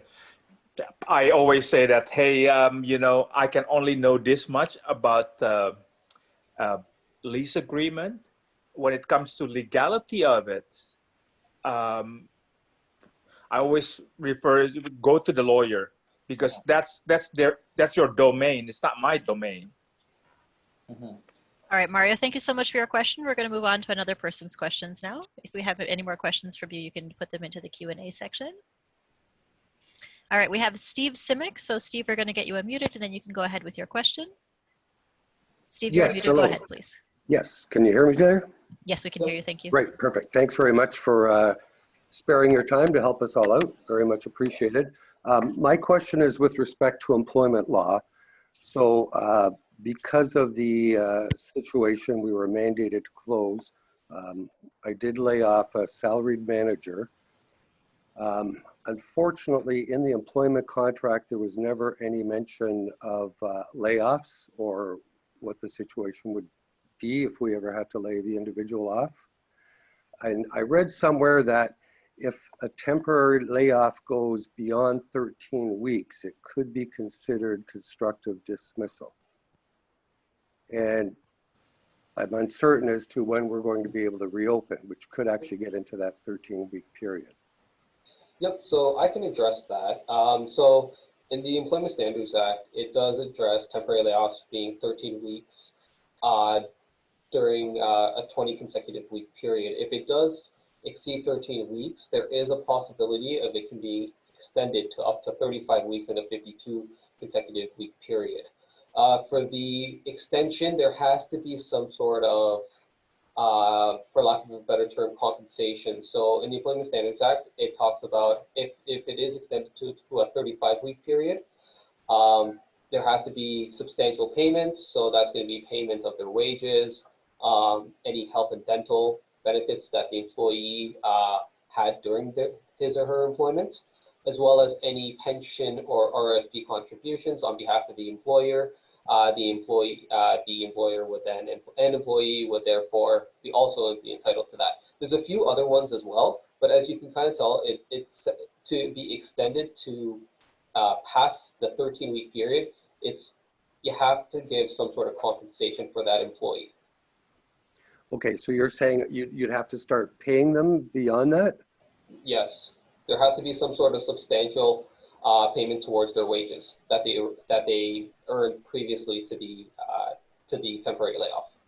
Okay, so would it have to be full wages or just is that negotiated? Is that so the substantial? They didn't really define it. It can be up to the full amount, but it would depend on case by case basis in that situation.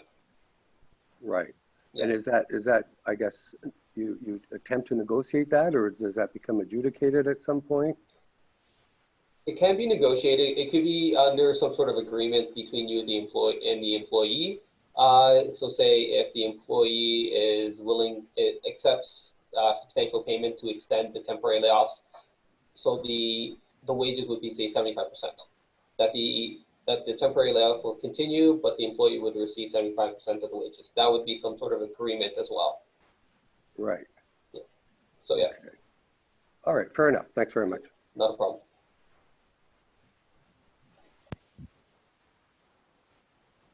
Next, so Tim, we're going to get you unmuted. And Tim, please go ahead with your question. Thank you. I have a question in regards to the CEWS.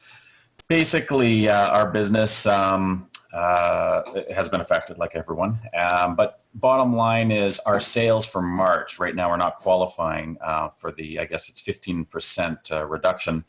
And a big reason for that is come mid-March, we started to invoice faster than we generally would. So therefore, sales where they usually would be invoiced in April, for example, got sped up and invoiced in March, therefore putting my sales for March much higher than they would be to compare year over year.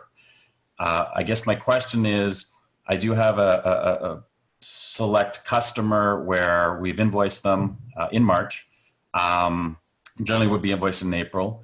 Would it be wrong and would there be a problem that I would encounter generally with CRA to adjust the invoice date to April, including sending a revised invoice to the customer, but also to note that the invoices have not been paid as of yet either. So Tim, I saw a question similar to this in our emails previously. I wanted to let you know the answer to this is actually you might want to speak to an accountant about this, because I understand that you have a specific operating model for how income works. So I'm not certain if you're capable of changing the date that you actually receive that income to change whether or not you qualify for this. And you're actually not the first person that we've had this question for. And right now there's just no guidance available. And we've literally had like trade associations call us. We're just not certain how like the accrual basis of income earning applies in this case, right? So I'd recommend you speak to an accountant. I think there's an accountant here today. And if you need a referral, you can email us, and we have accountants that we can refer you to as well. Okay, great. Thank you very much. No problem. Appreciate it. I just wanted to add something. Hi guys, it's Ryan here. Thanks, Ryan. I haven't been saying anything, but I'm also a lawyer. I lead the civil team. As a business owner at KPA, we've faced the same issue where it's sort of like we have to take a really good look at our own revenue streams and our own accounting processes. So speaking business owner to business owner, I can tell you that in my conversations with our CPA, what we opted to do is just take a straight analysis of cash coming in through the door, and not really necessarily looking at it from an accrual basis where it's like, okay, we've invoiced, how are we going to treat this as income or revenue, depending on like, are we going to look at when the client actually pays or what have you? So sort of like, I don't want to take the place of your CPA, but I can just say that our CPA has told us that just keep it very simple. Like look at how much cash has come in the door this month versus the same month in previous years and that kind of thing. And then take your analysis from there. But yeah, I definitely would echo what Ivana was saying, where if you have a certain accounting practice that's in place, I wouldn't depart from it too much, just in the event that it seems that you're trying to make yourself eligible when you're not. So that's sort of the tangential advice I could give you from the perspective of one business owner to another. Okay, thank you. Appreciate it. Ryan Keeney is our partner in the lead of the civil team here. He's also acting as our background IT guy today and on most of our webinars. So if you do end up booking a consultation, you get Ryan. Ryan is the managing partner here. All right, so we have Narendra Segal here as our next question to be asked. Narendra, we're going to get you unmuted, and then you can ask your question.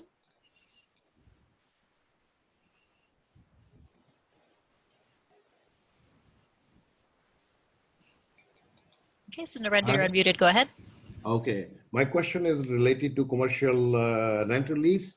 I own a real estate brokerage and I own a building. So I'm a landlord as a holding company, and my operating company is a tenant. So can I give them a rent relief? Are you I own both companies. I own the operating company and holding company. Holding company is landlord, operating company is a tenant. That's fine. You're both separate legal entities. Are you guys mortgaged? Yeah, we are mortgaged, yes. So you should be applying the same way. Your holding company and your operating company are going to be entering into an agreement. Yeah, it's a separate legal entity. So you should be applying to the CMHC and then go through their process and see what they provide. So I will have to sign, I will have to issue a letter that I'm giving them a rent relief. I'll be charging them only 25%. That's what I have to do. Who's that? It's a separate company, right? You have to be very careful. Holding company, the landlord will have to sign a contract with the tenant, right? Yeah. Okay. So you can go down that route and see. Because my only concern was, because I own both companies, does it create a conflict? Because I'm not trying to fabricate, but my revenues are down. I mean, we have 400 people. So there are separate legal entities. So their entitlements, they have contractual obligations as well. So, I mean, I don't see it as an issue, but again, your best bet is when they roll this out. Again, the CMHC hasn't provided the applications yet, but once they roll this out, they're going to have the criteria that needs to be there. And it could possibly change, but from what they've said, you should be sort of crossing your T's and dotting the I's and applying. Okay. And my second question is related to CEWS. We have employees. We are keeping 4 employees. We are paying them. 2 of them are operating from home. 2 of them are coming for 3-4 hours. And if we apply for CEWS, my understanding is we have to pay them the full wages, or the people we are paying, we don't have to pay them. We can keep the 75%, right? So 3 of my employees, we are paying them already. We are paying them full wages. Even if they are not coming to office, they are operating from remote locations. And we are paying them the check. Every week we are issuing them a check. So if I apply for CEWS and we get approved, then what the funds we get, do we keep the funds, or we have to give them and they refund back? How does this thing works? How is it going to happen? I hope my question is not clear. So let me rephrase it. I have 2 employees who are operating from home. We are paying them salary. Okay. Now we are applying for CEWS tomorrow. So as if we get approved and we get the money from federal government now, what do we do with these funds? We are paying them, so this belongs to us. The money will belong to us, right? Excuse me. Yes, the CEWS is a benefit provided to employers to ensure that they can keep paying their employees. So if you're receiving this benefit now, you can receive it retroactive to March 15th for qualifying employees. So that is something that you would keep and then presumably be able to use to pay your employees in the future as well. What about our employees who are on layoff? What do we have to do? Do we have to send them a letter and tell them we are bringing them back, or we will start paying them from ourselves? How do we handle that situation? So if you want to receive CEWS for them, yes, you have to send them a letter, rehire them, that whole bit, because you have to have them on payroll. If you want to keep them on a temporary layoff, you're welcome to, based on the terms that you entered into with them. So for that, there's flexibility. You're not required to bring employees back. It's only a requirement if you want to qualify for CEWS for a retroactive period. Okay. Thank you, guys. You guys have been quite a help. Thank you. I appreciate that. No problem. Thank you for your questions. Okay, I think we have a couple more questions, hands up, and then we'll move on to, I've still kept an eye on the Q&A questions, and I've still kept an eye on the chat questions, so we will get to those once we finish with all the hands that have been raised. So now we have Trang Wong. So Trang, we're going to get you unmuted, and then you can go ahead with your question. Trang, go ahead, please. Hi there. Thank you so much for doing this. I really appreciate it. So my question is, in terms of a scenario with a retail store that had to close on March the 18th. And so, of course, being deemed as non-essential, we weren't able to give our employees the proper notice that we'd like to let them know that we were going to close. So what we did for them was we said, okay, you know what, you guys, we're going to give everyone a week of extra pay. We'll average out what your earnings would have been for the previous, 13 weeks or something like that. And we'll average it out and give you guys an additional week of pay. Now, I'm assuming then that additional week of pay would be looked at as eligible remuneration that spans from March the 19th to the 25th. Yeah, right? Francis, go ahead. Yes, it does apply. It is eligible remuneration. There's a second part to this question that I would like to listen to. Okay, and then the second part of my question is, if we were to retroactively rehire our employees, and let's say that I'm going to choose the date of rehiring them back March the 30th, let's say, and I know that under the CERB program, an employee is able to earn up to a maximum of $1,000. Would they look at that and would they include the pay in lieu of notice that we would say spans from March 19th to the 25th? Would they include that as going towards the $1,000 maximum?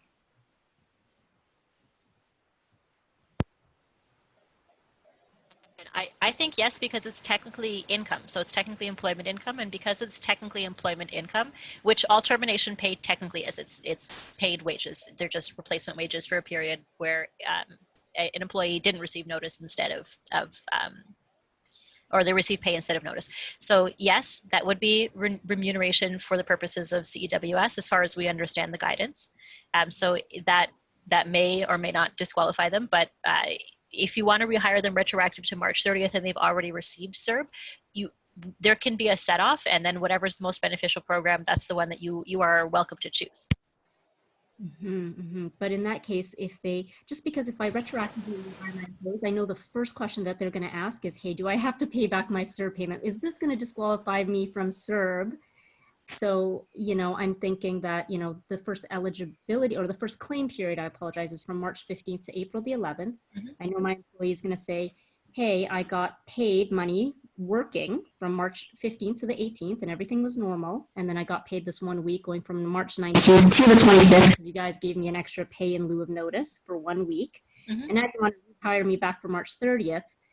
Which of these wages counts towards that $1,000 maximum so that they can kind of plan if they got to repay back that CERB payment of $2,000. Yeah, so both the remunerations, the termination notice pay that you gave them, and any kind of retroactive wages would qualify towards their need to repay CERB. So both of those, yes, would apply. In addition to the regular earnings that they would have been paid for, you know, when everything was normal from March 15th to the 18th, would that count towards the $1,000 maximum as well? So it's income actually earned. So if you retroactively rehire them to, again, let's say March 30th, for example, and they receive termination pay from the 16th to the following week, if there's any gap, and I just don't have a calendar open in front of me, but if there's any kind of gap in between, and that causes them to earn less than $1,000 in the first 14-week period, so it would be right after March 18th until the next 14 days after that, they might still qualify for that first CERB payment, but then they might not qualify for a second CERB payment. Okay, all right. Thank you so much for your help. I appreciate it. No problem. Take care. Okay, thank you for your question also. All right, do we have any more hands? Yep, so we have Prabjot Kaur. So Prabjot, we're going to get you unmuted, and then you can go ahead with your question.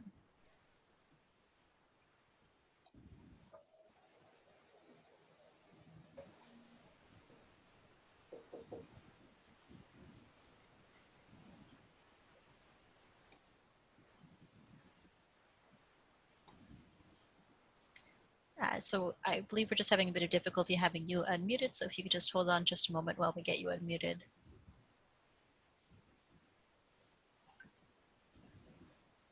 Prabjot, you have to unmute yourself. So apparently you've muted yourself. If you could just unmute yourself, you'll be able to ask your question.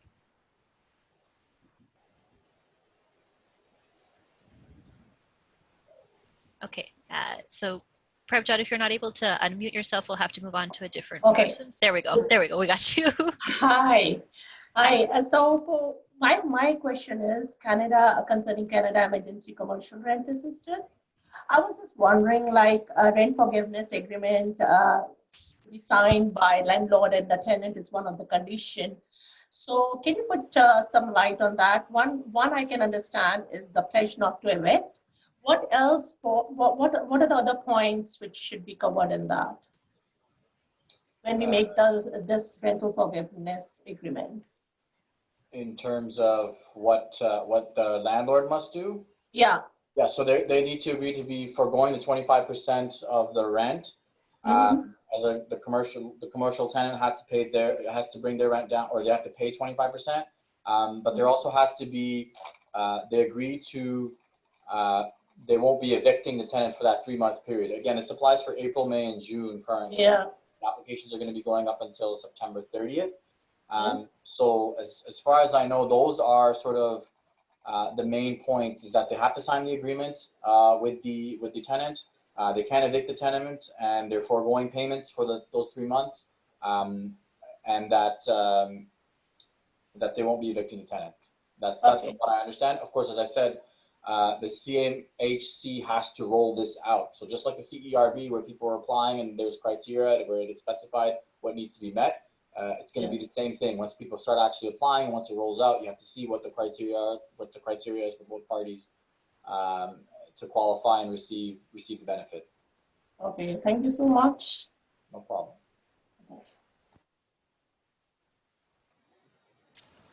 All right, so I think we have a couple more. All right, Mark Heathcote, we'll have you take your next question. So Mark, you're unmuted, go ahead.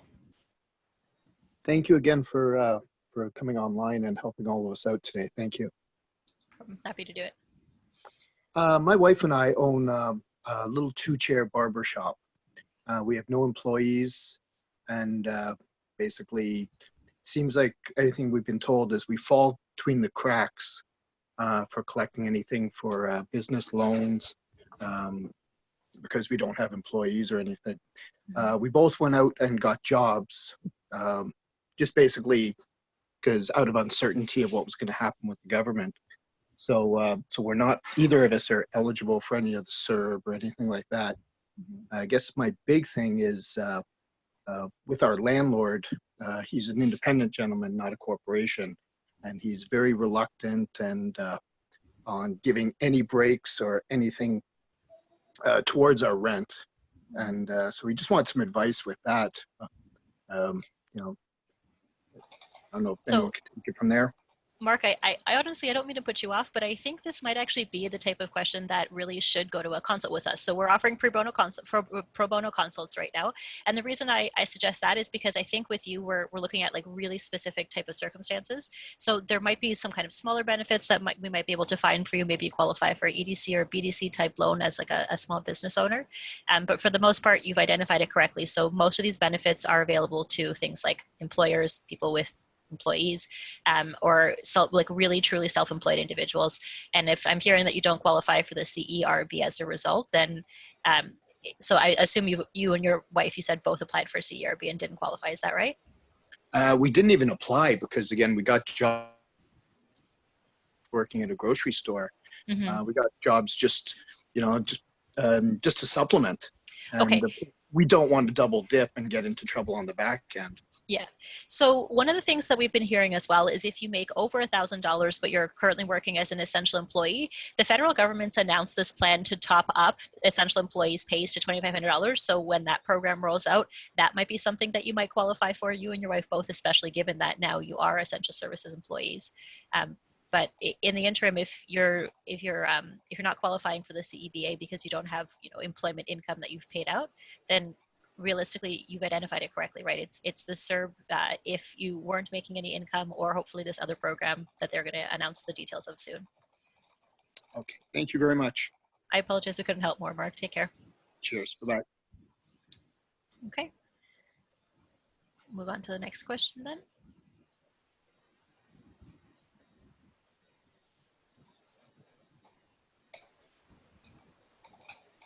Okay, so it looks like we've dealt with everyone who's raised their hand. So I'm going to move on to some of the written questions that we have here. So first question that we have here is, are newly incorporated businesses eligible for any of the government benefits?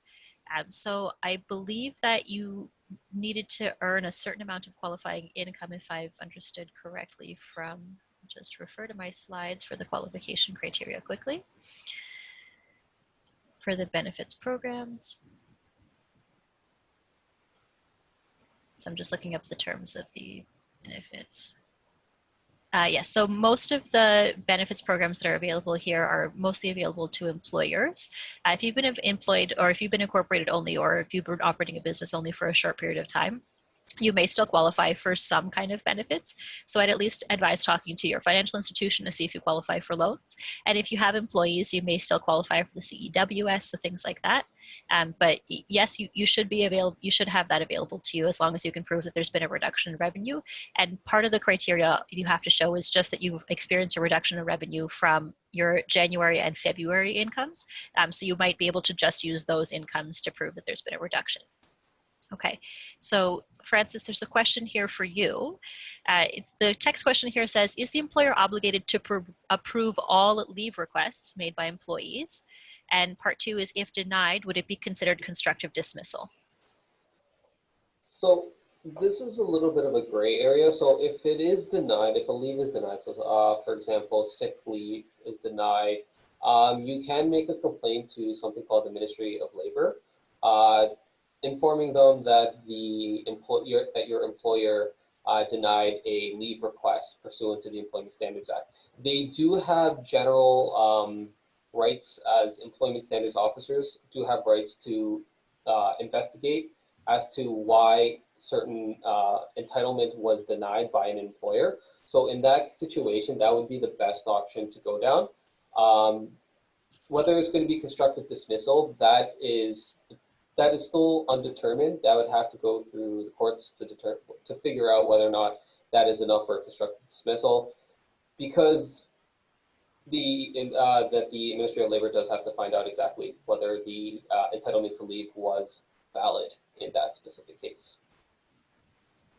Okay, thank you, Francis. Okay, moving on to next specific question.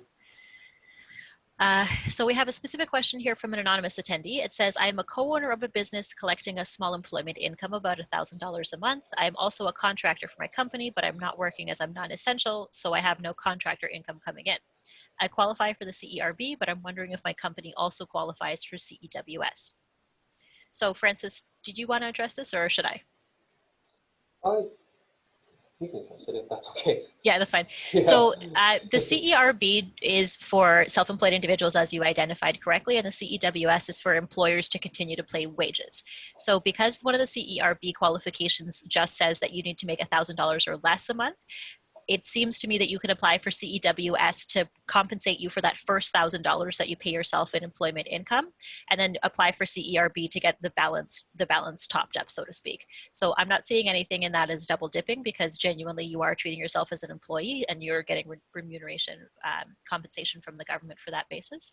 So again, as long as you're a qualifying employer and a qualifying employee, you experience that reduction in revenue. So that's my understanding of the qualification criteria on a general basis. But I also, as I have been for most of the evening, you may want to speak to an accountant about what kind of tax liability that might have for you, because there are going to, both of those kinds of incomes are taxable incomes. Okay. So we have a question here that says that, can you apply for EI after your CERB runs out?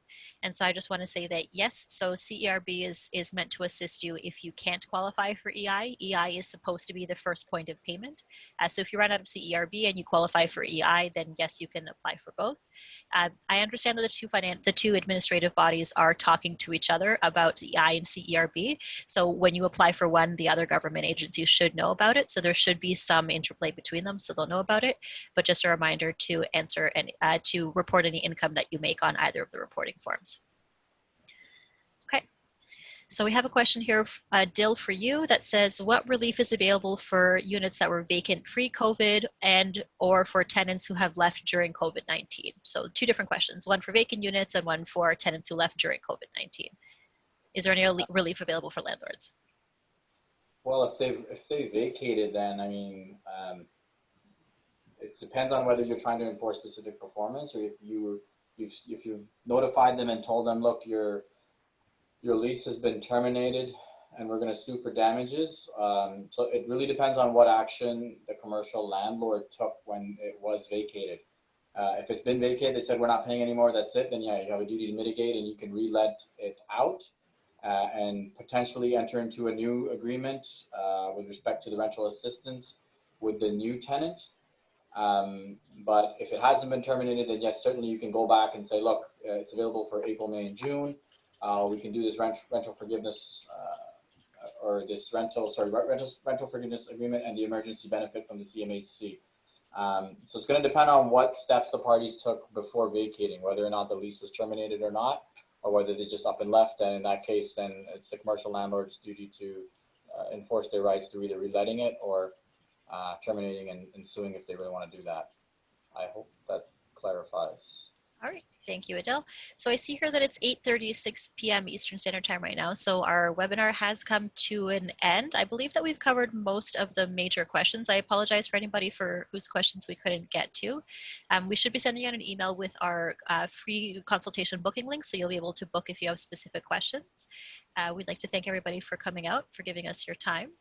And like I said, if you have any more specific questions that you want us to address, please feel free to give us book a consult with us, and the video recording will be posted to Facebook later for your reference as well. So thank you very much. Say good night, everyone. Have a good night, guys. Thank you for coming. Good night, guys. Thank you for coming. Okay. Thank you very much and take care.